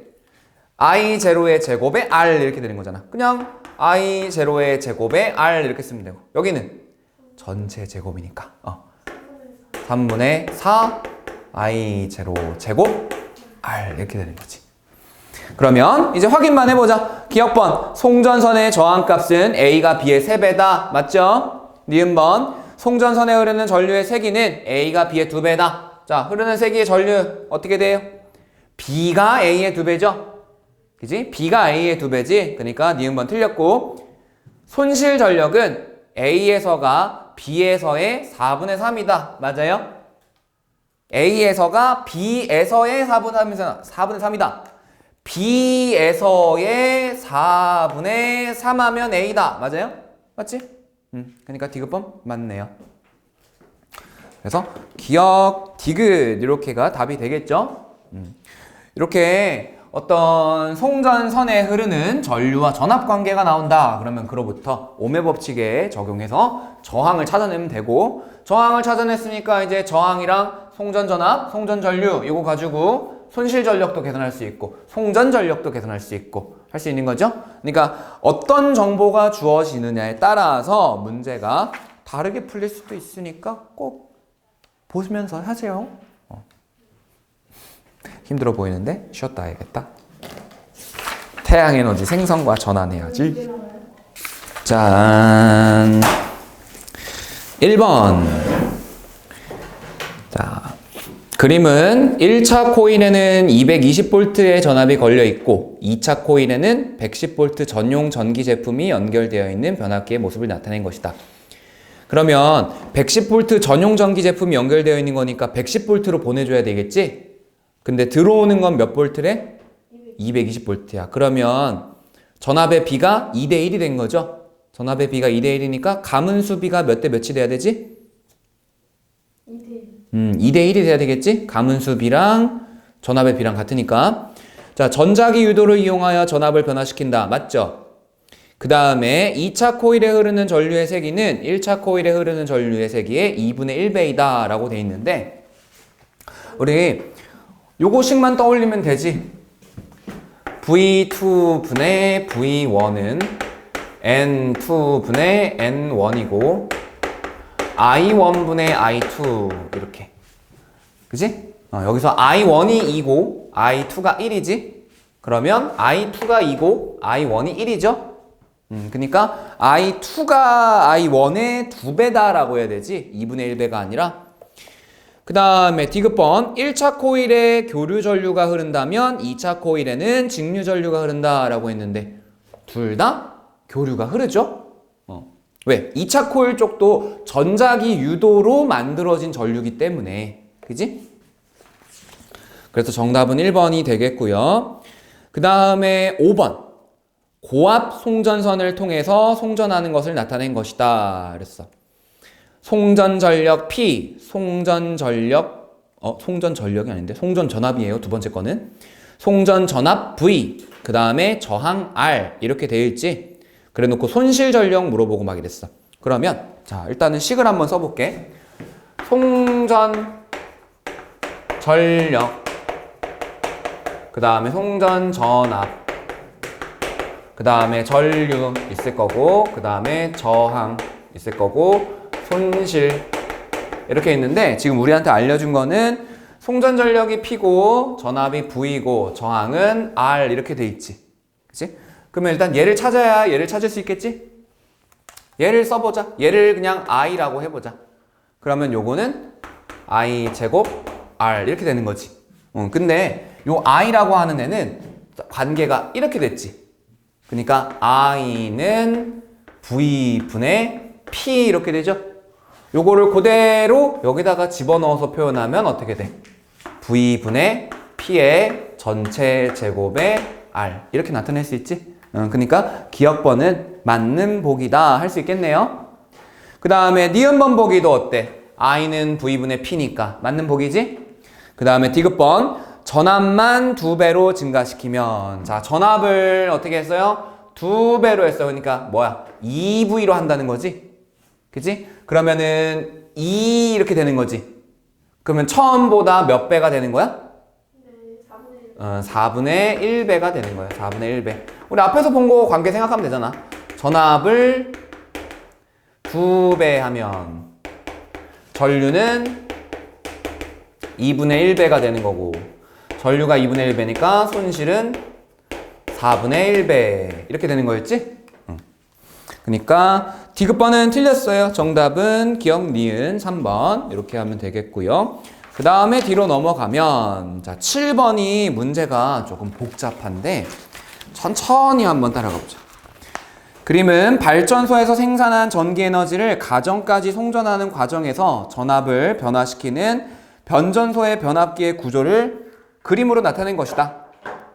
자, 이때 1차 코일과 2차 코일의 가문수 비가 1대 10이래. 1차하고 2차 코일의 가문수 비가 1대 10이래. 그랬을 때 변압기 코일의 가문수 비를 좀 바꿔서 주상변압기까지의 송전소에서 손실되는 전력을 기존의 4분의 1배로, 예전보다는 4분의 1배로. 자, 지금 이렇게 해놓고, 즉 전압을 V, 10V 이렇게 해줬다라고 봐도 되는 거지? 자, 이렇게 오는 애가 손실되는 게 P라고 해보자. 그럼 우리가 바꿔줘야 되는 거는 이 손실을 처음에 4분의 1, 즉 손실되는 거를 4분의 1P로 바꿔줘야 되는 거지. 그러면은 손실 전력이 어떻게 됐어? 줄어들었지? 손실 전력이 줄어든 거니까 전압을 높인 거가 되겠네요? 전압을 얼마나 높인 걸까? 전압을. 우리 요거 그대로 가봐봐. 딱 이거네. 그치? 전압을 2배 높이면 손실이 4분의 1배 되는 거잖아. 그니까 처음에 손실의 4분의 1이 된다는 거는 전압을 얼마나 더 높인 거다? 2배로 더 높인 거다. 그러면 우리 몇 볼트가 나오고 있어 지금? 10볼트가 나오고 있지. 10볼트 나오는 거를 2배로 하는 거니까 20볼트로 만들어줘야 되죠? 20볼트로 만들어주려면 가문수 비를 몇 대 몇으로 해야 돼? 지금 1대 10이라서 10볼트 나오는 거지. 그러면은 여기를 몇 볼트로 만들어줘야 된다고? 20볼트를 만들어줘야 되잖아. 그럼 가문수 B는 몇 대 몇으로 하면 돼? 응? 가문수 B. 1대 20. 1대 20으로 바꾸면 여기가 20볼트가 나오게 되겠지. 20볼트가 나오게 되면 처음보다 전압이 2배 된 거잖아. 그러니까 우리가 기억해야 되는 건 뭐야? 처음보다 전압을 2배를 높여야 돼. 그치? 근데 2배를 높이는 방법이 변압기에 걸려있는 감긴 수를 조절해 주는 거잖아. 어떻게 조절해 줘야 돼? 전압을 2배로 하는 거니까 가문수를 2배로 늘리는 거지. 그러면 처음보다 가문수를 2배 늘리는 거잖아. 처음에 10번 감은 거였으니까 2배로 20회 감은 걸로 바꿔야 되겠지. 그지? 그래서 정답은 1번이 되는 거예요. 1대 20으로 바꿔줘야 되는 거야. 그러니까 조금 생각을 해줘야 되는 문제가 되겠죠. 자, 변압기라는 게 껴있기 때문에 조금 더 복잡해진 문제라고 보면 돼. 그림은 변압기 A, B에서 송전전력 P를 저항값이 각각 R, ER인 송전선 A, B를 통해 각각 송전하는 모습을 나타낸 것이다. 1차 코일에 걸리는 전압, 1차 코일과 2차 코일의 가문수를 나타낸 것이다. 얘도 변압기가 나와 있네. 그치? 몇 번이요? 10번. 얘도 변압기가 나와 있네. 그러니까 변압기랑 같이 좀 생각을 해봐야겠다. 그죠? 자, 일단은 우리 여기서 지금 찾아야 되는 게 뭐 유도 전압, 유도되는 전압, 그 다음에 손실되는 전력, 그 다음에 송전선에 흐르는 전류 세기 뭐 이런 거 구하는 거니까 요거 쓰면 되겠죠, 그죠? 요거 5개. 요것만 그대로 지운 다음에 나 그대로 한번 써볼게. 지금 A 지역, B 지역 이렇게 있지. 자, A 지역, 그 다음에 B 지역. 자, 일단은 A 지역 전력 둘 다 P 이렇게 돼 있지, 그치? 그치? 문제 읽어보면. 그 다음에 저항값이 각각 R, ER이라고 되어 있으니까 여기다가 R, 여기다가 ER 이렇게 쓰면 되지. 그 다음에 1차 코일에 걸리는 전압을 알려줬는데 우리 송전선은 지금 1차 코일에 연결됐어? 2차 코일에 연결돼 있어? 응? 송전선이 이렇게 나오고 있죠? 바깥쪽으로. 그치? 2차 코일에 연결되어 있는 거야. 그러면 자, 여기 전압에다가 써줄 값은 2차 코일의 전압을 써줘야 되는 거지. 그지? 자, 그러면 2차 코일의 전압을 찾아야 되니까 A를 한번 보자. 1차 코일 대 2차 코일 감긴 수의 비가 몇 대 몇이에요? 감긴 수의 비 밑에 표에 있잖아. 1대 10으로 감겨 있지. 그 다음에 B는 1대 1대 20. 근데 1차 코일의 전압이 둘 다 얼마예요? V라고 되어 있나요? 그러면은 우리가 써야 되는 2차 코일의 전압은 얼마가 돼야 될까? A는 10V, B는 20V 이렇게 돼야 되지. 그럼 이 10V, 20V를 이제 여기다가 써주는 거야. 10V, 20V 이렇게. 그죠? 그러면 우리 이렇게 세 개를 묶어가지고 쓰는 거니까 P는 10V 곱하기 그냥 I라고 해볼게. I라고. 그러면 P는 20V 곱하기 얼마 해야 돼요? 10V에 I 곱한 게 P야. 그럼 20V에 얼마 곱한 게 P야? 2분의 1 I 곱한 게 P가 되는 거지. 그래서 여기에 전류를 이렇게 써주면 돼요. 그럼 손실 한번 보자. 손실은 어떻게 돼? I 제곱 R. 이거는? 그럼 천천히 해. 천천히. 4분의 1 I 제곱에 2R 이거지? 그러니까 2분의 1 I 제곱 R 이렇게 되겠네? 그러니까 손실이 어디서가? A에서가 2배 더 많다. 이렇게 볼 수 있겠지. 이제 기억, 니은, 디귿 확인만 해보자. 2차 코일에 유도되는 전압. 2차 코일의 전압 얘기하는 거야. 2차 코일의 전압은 A가 B보다 크다라고 했는데 B가 A보다 큰 거죠? 그 다음에 송전선에서 손실되는 전력은 A가 B의 2배이다. 맞나요? 맞아요. 송전선에 흐르는 전류의 세기. 전류의 세기는 어떻게 되지? 전류세기. A가 2배. 그치. A가 2배. A가 2배니까 맞는 보기네. 그래서 정답은 뭐예요? 기억, 디귿 이렇게인가요? 니은 디귿 아니에요? 니은 디귿인가? 니은 디귿. 그러니까 이렇게 변압기가 끼어 들어가게 되면은 한 단계 더 들어가는 거지. 우리 앞에서는 그냥 위에 표만 바로 쓰면 답이 나왔었잖아. 근데 이제 위에 표에 있는 거 쓰기 위해서 변압기에서의 전압 구하는 게 필요한 거야, 더. 그러니까 어려운 문제라는 게 달리 어려운 게 아니라 그냥 풀어나가는 과정이 그냥 한두 가지가 더 늘어나는다. 이렇게 보면 되겠지.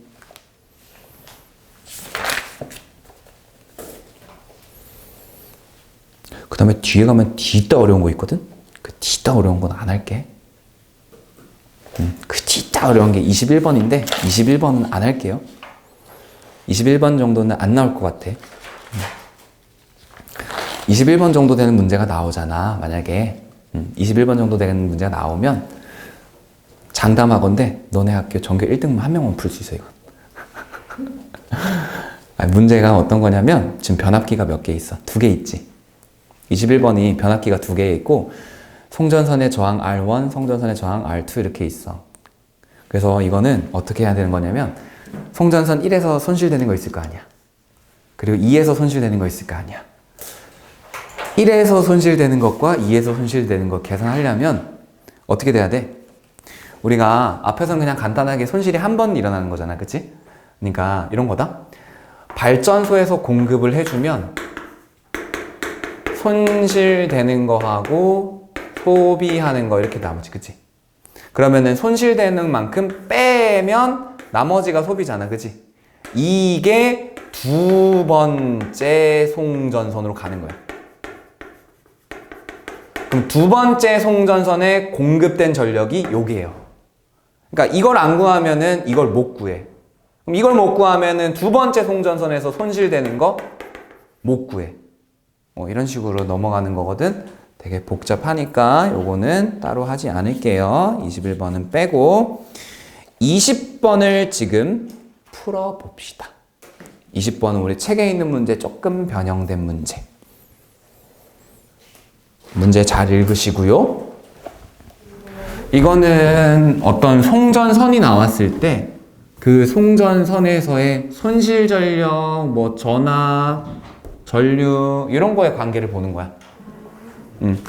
그러니까 지금 여기 책에 있는 문제로는 방금 우리 20번 했잖아. 19번 같은 문제, 손실 전력, 송전 전압 이렇게 손실 전력과 관련된 게 나오는 거. 그 다음에 22번은 이제 뭐야? 22번은 변압기 나온 거니까 변압기의 원리를 이용해야죠. 요거. 그치? 그 다음에 17번 같은 경우에는 송전전압을 1000배 높였다. 전압을 1000배 높였대.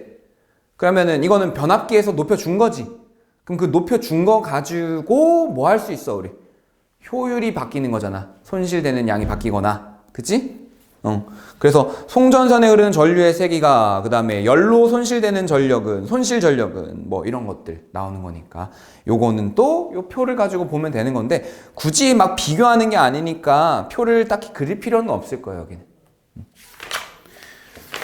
자, 그래서 뒤로 쭉 가도 전부 다 그런 문제들이에요. 이거 해야겠는데? 해야겠지?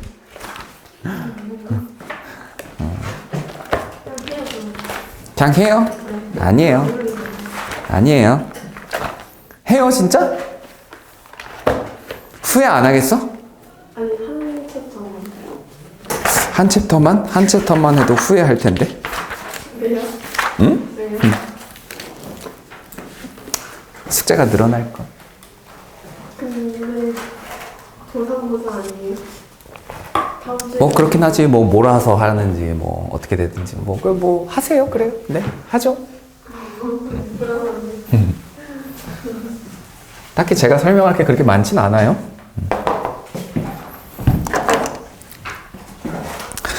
장 97페이지에 태양 에너지의 생성과 전환. 자, 태양계 전체 질량의 약 99.8%를 차지하며 태양계에서 유일하게 스스로 에너지를 생성한다. 태양은 대부분 수소와 헬륨으로 구성되어 있고 중심에서부터 핵, 복사층, 대류층 이렇게 구분을 한다라고 돼 있죠. 그래서 표면의 온도는 약 6000켈빈, 절대 온도로 6000켈빈이면 뭐 한 6000도 정도 되는 거라고 보면 되죠. 중심부는 약 1500만 켈빈 정도다. 어마어마하게 높네. 태양의 나이는 대략 50억 년 정도 됐다. 지구의 나이랑 비슷하고 그 다음에 총 수명은 100억 년 정도 된다. 그래서 한 50억 살 남았다. 우리 이거 제일 처음에 1단원 할 때도 한번 나왔었지. 태양 질량 정도면 100억 살까지 산다. 뭐 이런 거. 그래서 태양의 구조부터 보게 되면 자, 가장 안쪽에 핵이 있고 그 다음에 복사층이라는 게 있고 그 다음에 대류층 이렇게 있죠. 자, 핵이라고 하는 곳에서는 이제 온도가 너무 높다 보니까 여기 안에서는 이제 원자들이 다 막 전자랑 원자 핵이 막 분리가 되어 있는 그런 상태야. 자, 그런 상태에서 수소 원자 핵이 핵융합을 해서 이제 핵융합이라는 반응을 해서 뭘 만들어내는 거였어? 헬륨 원자핵을 만들어내는 거지. 헬륨. 그치? 이렇게 헬륨을 만들어내요. 그래서 수소 핵융합을 해가지고 헬륨 만들어낼 때 우리 식을 쓰면은 4개의 H가 하나의 헬륨 된다. 이렇게 해놓고 우리 그때 이런 거 있었어. 수소 4개의 질량이 4.032 정도 되는데 헬륨 1개의 질량은 4.003 정도로 질량이 어떻게 된다? 감소한다. 자, 이때 이 감소한 질량을 가지고 뭐라고 하냐면 질량 결손이라고 얘기해요. 질량의 감소, 질량의 결손이 깜짝 놀랐네. 안 찍고 있는 줄 알았어. 결손이 생긴다. 그럼 이 결손된 만큼 뭐가 나온다? 에너지가 나온다. 이겁니다. 그래서 요 에너지 양 계산하는 거 이따가 뒤에서 할 거예요. 자, 그 다음에 복사층. 복사층은 이제 뭐냐면 복사라고 하는 방식으로 에너지를 전달하는 거야. 우리 만들어진 열에너지, 이 열에너지가 전달되는 방법이 크게 3가지가 있어. 하나는 전도, 그 다음에 대류, 그 다음에 복사 이렇게 있는데 전도는 이거라고 생각하면 돼. 옆에 사람이 딱 이렇게 붙잡고 있어. 손을 잡고 있어. 그러면은 옆 사람 손이 따뜻하면은 잡고 있는 손이 따뜻하면 내가 따뜻함을 느끼게 되는 거지. 그치? 네, 이런 것처럼 바로 옆에 붙어 있는 애한테다가 열을 하나하나 이렇게 전달해 주는 거야. 그러니까 얘네는 같이 이렇게 붙어 있는 상태에서 옆으로 에너지를 전달하는 거. 그래서 우리 뭐 나무젓가락은 아니지만 쇠젓가락 같은 경우에 냄비에다가 쇠젓가락 올려놓고 그냥 라면 끓이다가 그냥 올려놓고 가게 되면은 쇠젓가락 전체가 다 뜨거워지지. 그치? 그런 게 전도예요. 그 다음에 대류 같은 경우에는 이제 뜨거운 물체가 이동해서 이제 열 에너지를 주는 거야. 우리 앞에서 봤던 이제 뭐 뜨거운 공기가 상승해서 위에다가 열 에너지 뿌려주고 뭐 이런 거 있었잖아. 그지? 자, 요게 대류고요.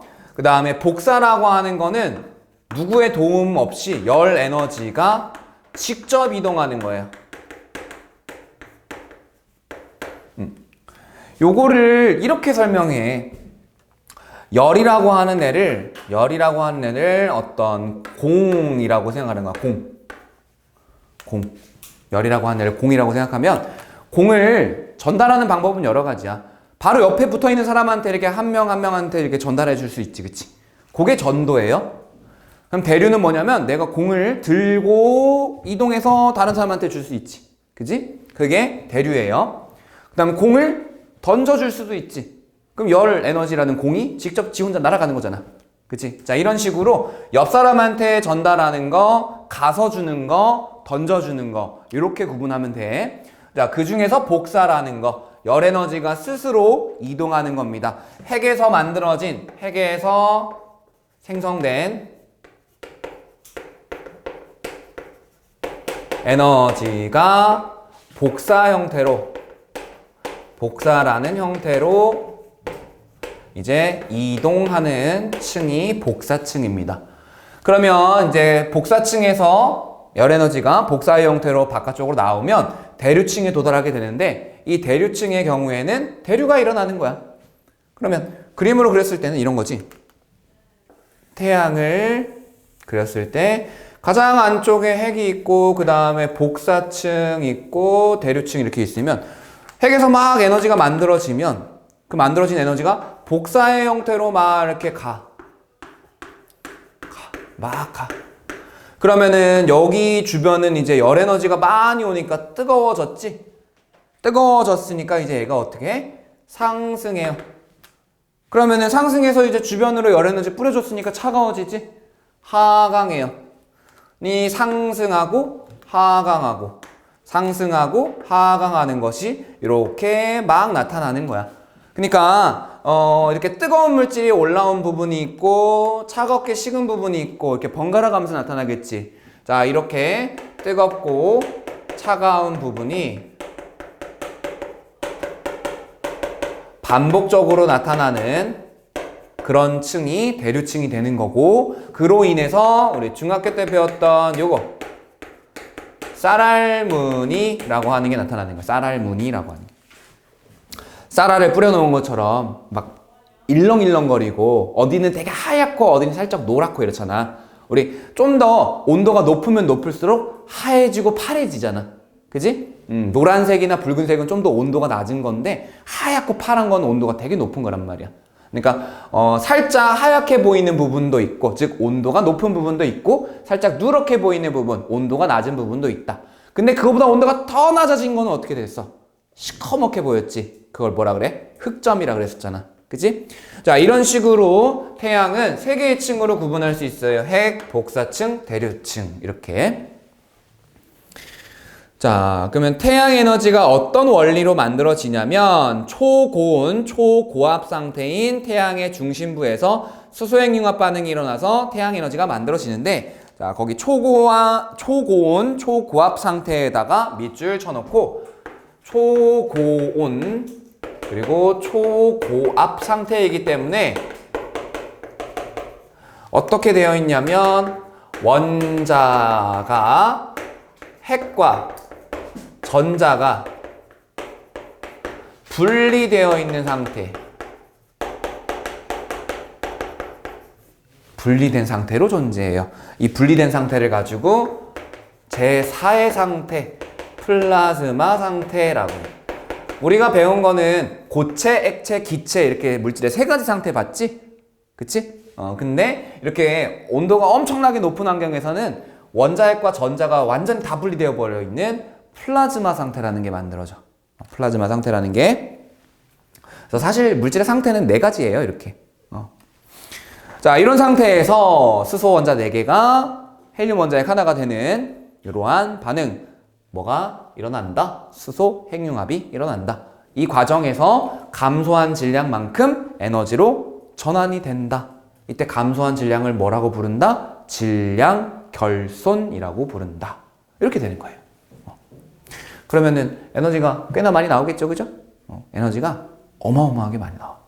어마어마하게 많이 나와. 자, 태양에서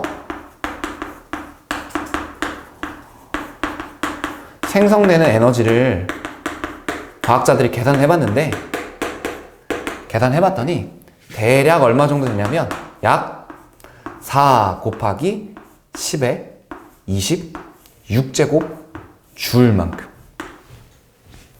이게 이렇게 써져. 이게 무슨 뜻이야, 이게? 매 초당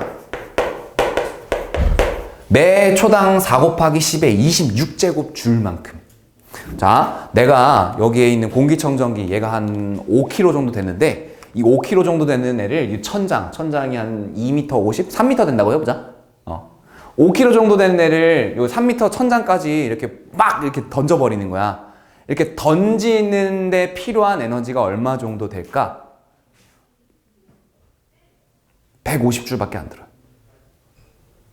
내가 이 공기청정기 5kg짜리를 3m 높이로 확 던지는데 필요한 에너지가 150줄밖에 안 들어. 150줄. 그리고 자동차가 움직이면서 이렇게 달릴 때, 그지? 그때 사용한 에너지가 많아봤자 10만 줄이야. 10만 줄. 10만이면은 10만이니까 1, 10, 100, 1000, 만, 10만, 10의 5제곱. 그지? 26제곱이야, 얘는. 그것도 초당.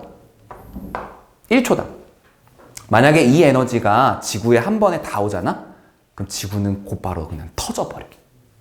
그 정도로 에너지가 어마어마하게 많아. 근데 다행스러운 건 뭐냐면, 다행스러운 건 태양은 이만한데 지구는 요따만한 거. 다행인 거야. 태양에서는 매 초당 이만큼씩 에너지가 온 우주로 펼쳐져 나가는 거야. 온 우주로. 그러면 그 중에서 우리를 향해서 오는 것만 아주 찔끔 오겠지, 그치? 아주 찔끔 도달해. 얼마 정도냐면 아주 찔끔 20억 분의 1 정도만 도달해. 20억 분의 1이니까 2 곱하기 10의 9제곱분의 1 정도? 이 정도밖에 도달하지 않아요. 그래도 많지, 근데. 그래서 우리가 앞에서 배웠던 걸로 따져보면 태양 복사 에너지, 태양 에너지가 우리 지구 시스템에서 필요한 에너지 중에서 99.9%를 차지하는 거잖아. 우리 앞에 있었지, 그치? 자, 이런 식으로 태양에서 중심부 핵에서는 매 초당 4 곱하기 10의 26제곱 정도의 엄청난 양의 에너지가 생성되는데, 이렇게 생성된 에너지는 복사층하고 대류층을 거쳐서 표면을 빠져나와서 우주 공간으로 나오고, 우주 공간으로 방출된 에너지는 태양계를 이루는 모든 천체에 공급이 된다라는 거예요. 심지어 저 멀리 떨어져 있는 다른 별에서도 우리 태양을 볼 수 있겠지. 반대로 우리가 다른 별을 볼 수 있는 것처럼. 자, 질량과 에너지의 관계라는 게 나와 있는데요. 밑에 보시면 헬륨 원자핵은 양성자 2개와 중성자 2개로 이루어져 있고, 헬륨을 구성하는 입자 4개의 질량 합은 헬륨 원자핵의 질량보다 약간 크다. 이는 핵자라는 게 양성자와 중성자를 얘기하는 거예요. 핵자들이 결합하여 원자핵을 구성할 때 그 질량이 감소하기 때문인데, 이때 원자핵의 질량 차이를 가지고 질량 결손이라고 한다. 그래서 아인슈타인은 이제 처음으로 통합과학에서 고급 물리가 나온 거지. 특수상대성 이론에 따라서. 말만 들어도 되게 무슨 말인지 모르겠어. 특수상대성 이론. 영어로 하면 Special Relativity Theory라고 할 수 있는 Special Relativity Theory, SRT? 뭐 이렇게 쓰나? 아무튼 특수상대성 이론에 따르면 이때 자, 방출된 에너지를 E라고 하면 이 E는 질량 곱하기 C제곱 이렇게 얘기하는데, 이 질량이 뭐냐면 질량 결손이에요.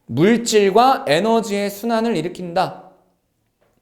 그래서 태양 복사 에너지는 지구 환경의 근원적인 에너지고, 첫 번째 광합성이 일어난다. 그러면은 광합성으로 우리 생명체가 양분을 만들어내는 거죠. 그 양분이 먹이 사슬을 따라 상위 포식자 상위 단계로 점점점 가지. 그죠? 그리고 다시 분해자로 갔다가 환경으로 되돌아오고 막 이러잖아. 그치? 우리 앞에서 했었죠? 그 다음에 이렇게 생명체들이 광합성으로 얻은 유기물질을, 에너지를 흡수를 해가지고 살아가다가 죽으면은 이제 땅속에 묻히지. 그 땅속에 묻혀서 많은 열과 압력을 받으면 걔네가 화석연료가 되는 거야. 근데 그 화석연료를 우리 사람이 다시 캔에서 연소시키면은 열에너지, 빛에너지를 얻을 수 있죠. 그걸 이용해가지고 우리 교통산업이 발달한 거잖아. 자, 이런 식으로 화석연료가 생성되고 이용되는 거, 이것도 다 태양복사 에너지 덕분이다. 그 다음에 물의 순환과 기상현상. 우리 앞에서 물이 순환하는 거, 물이 증발해서 공기 중으로 갔다가 수증기가 응결돼서 비가 내리고 하는 것들 전부 다 태양에너지 때문이었지.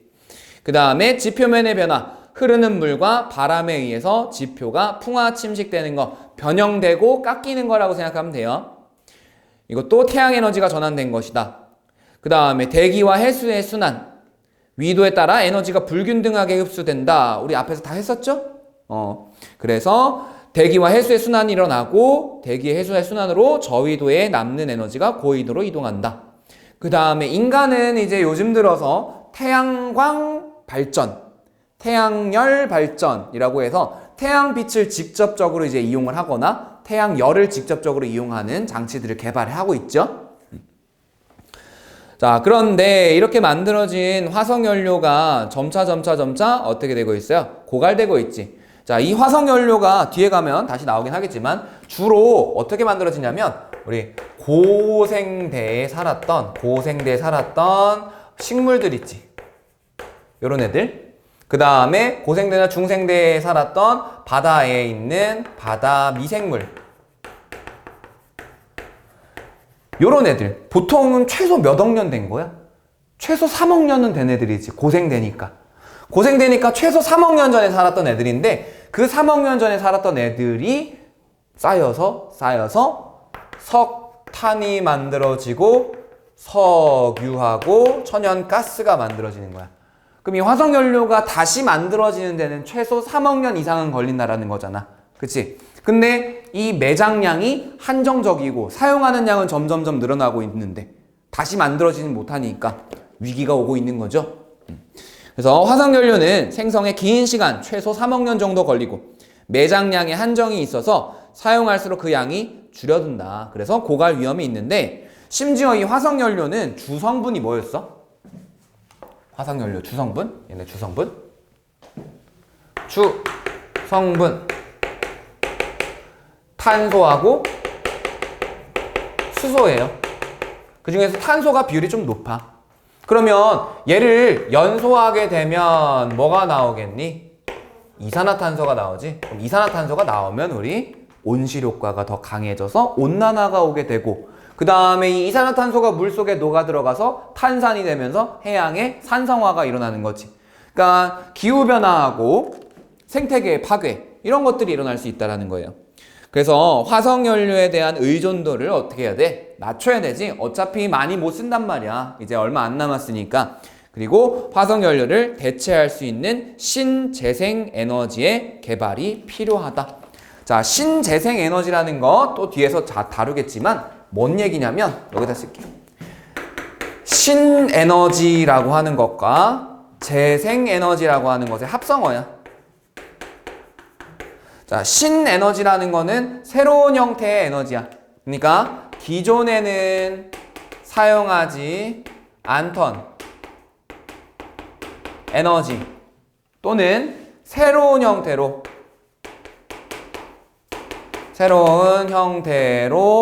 전환한 에너지, 요걸 가지고 신에너지라 그래. 옛날에는 석탄 많이 썼지. 그치? 근데 요즘은 석탄 잘 안 쓰지. 그래서 석탄을 분해해서 액체처럼 만들고 기체처럼 만들어서 사용을 하는 거예요. 그게 신에너지야. 재생에너지는 뭐냐면 말 그대로 재생, 우리가 피부가 재생된다라고 하면 다시 새살이 솔솔 마데카솔 광고네. 어쨌든 그렇게 막 자라나는 걸 얘기하는 거잖아. 다시 만들어지는 걸 얘기하는 거잖아. 그치? 자, 재생에너지는 끊임없이 계속 만들어지는 거. 거의 무한히 공급될 수 있는 에너지. 그래서 거의 무한히 공급되는 에너지가 뭐가 있어? 태양에서 오는 거 있지. 그 다음에 지구 내부에서 오는 거 있어요. 그 다음에 조력이라고 해서 달의 인력에 의해서 오는 거. 우리 앞에서 딱 세 개 다 다뤘었지? 태양 에너지에 의한 거, 지구 내부의 에너지에 의한 거, 조력에 의한 거 이런 것들. 얘네들은 태양이 사라지지 않는 한 계속 와. 근데 태양 50억 살 더 살 수 있다 그랬잖아. 그러면 지구도 마찬가지야. 지구 아직 뭐 얼마 안 살았잖아. 그치? 조력? 달이 부서지거나 하지 않는 한 계속 있겠지. 그치? 그러니까 거의 무한정 공급될 수 있는 거야. 그러니까 태양을 이용한 뭐가 있겠어? 태양의 에너지에 의해서 만들어지는 바람, 파도, 그 다음에 태양빛, 태양열, 그 다음에 지구 땅속에도 마그마가 있는 곳은 땅속이 따뜻하지. 지열. 그 다음에 조력에 의해서 밀물, 썰물 생긴다 그랬죠? 그리고 밀물과 썰물을 이용한 발전 방식. 이런 식으로 되게 다양하게 있어요. 그게 재생에너지다. 그래서 신재생에너지의 개발이 필요하다라는 겁니다. 자, 뒤로 넘어가서 99쪽에 문제 보고 마무리할게요. 태양의 중심부에서는 4개의 수소 원자핵이 융합하여 1개의 헬륨 원자핵이 되는 수소 핵융합 반응이 일어난다. 수소 핵융합 반응 과정에서 생성된 헬륨 원자핵의 질량은 반응 전 수소 원자핵들의 질량 합보다 어떻게 된다? 수소 핵융합 반응 과정에서 생성된 헬륨 원자핵의 질량은 수소 원자핵의 질량 합보다 작으며 이때 감소한 질량만큼 에너지가 발생한다. 지구에서 생명체의 생명활동이나 대부분의 자연현상을 일으키는데 근원이 되는 에너지는 태양에너지죠. 그 다음에 저위도의 에너지는 대기와 해수에 의해 고위도로 이동하고요. 생물이 땅속에 묻히면 석탄, 석유와 같은 화석연료가 생성되고 인간은 이를 연소시켜 열에너지로 이용한다. 그 다음에 기본 확인 문제. 태양은 수소와 헬륨으로 구성되어 있고 중심부는 1500만 켈빈인 초고온으로 플라즈마 상태다. 태양 에너지는 중심부에서 일어나는 수소 핵융합 반응에 의해 방출된다. 태양에서 방출되는 에너지는 모두 도달하는 거 아니죠. 태양 에너지는 4개의 수소 원자핵이 모여 1개의 헬륨 원자핵으로 변하면서 에너지가 발생하는 거 맞죠? 그 다음에 태양의 중심부에서는 가벼운 2개 이상의 원자핵이 결합하여 무거운 원자핵이 되는 핵반응이 일어난다. 가벼운 수소 몇 개? 2개 이상, 4개. 그래서 좀 더 무거운 헬륨. 수소 하나보단 무거워졌잖아. 그치? 물론 수소 4개보다는 좀 가벼워졌지. 그렇지만 가벼운 거 2개 이상 4개가 모여서 조금 더 무거운 원소를 만드는 거니까 맞는 보기죠. 이렇게 가벼운 원소 2개 이상이 무거운 원소 하나 만드는 거를 핵융합 반응이라 그래요. 그럼 그 반대로 무거운 원자핵 하나가 가벼운 원자핵 2개 이상으로 쪼개지는 걸 가지고 핵분열이라 그래요. 그래서 3번은 맞는 보기고 3번에 핵반응에서 핵반응 후 질량의 합이 핵반응 전보다 줄어들 때 차이를 질량 결손이라고 하지. 자연현상에서 태양에너지가 어떤 형태로 전환되는지 옳게 연결해보래. 바람은 뭐예요? 역학적 에너지. 그 다음에 광합성 화학에너지. 구름과 비 역학적 에너지. 이렇게 연결하면 되겠죠.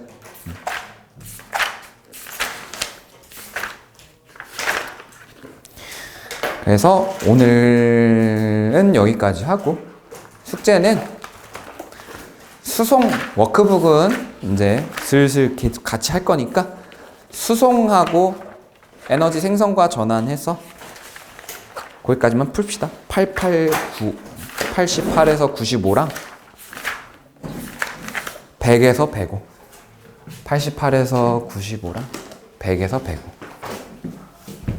88에서 100, 95랑 100에서 105. 별로 없나?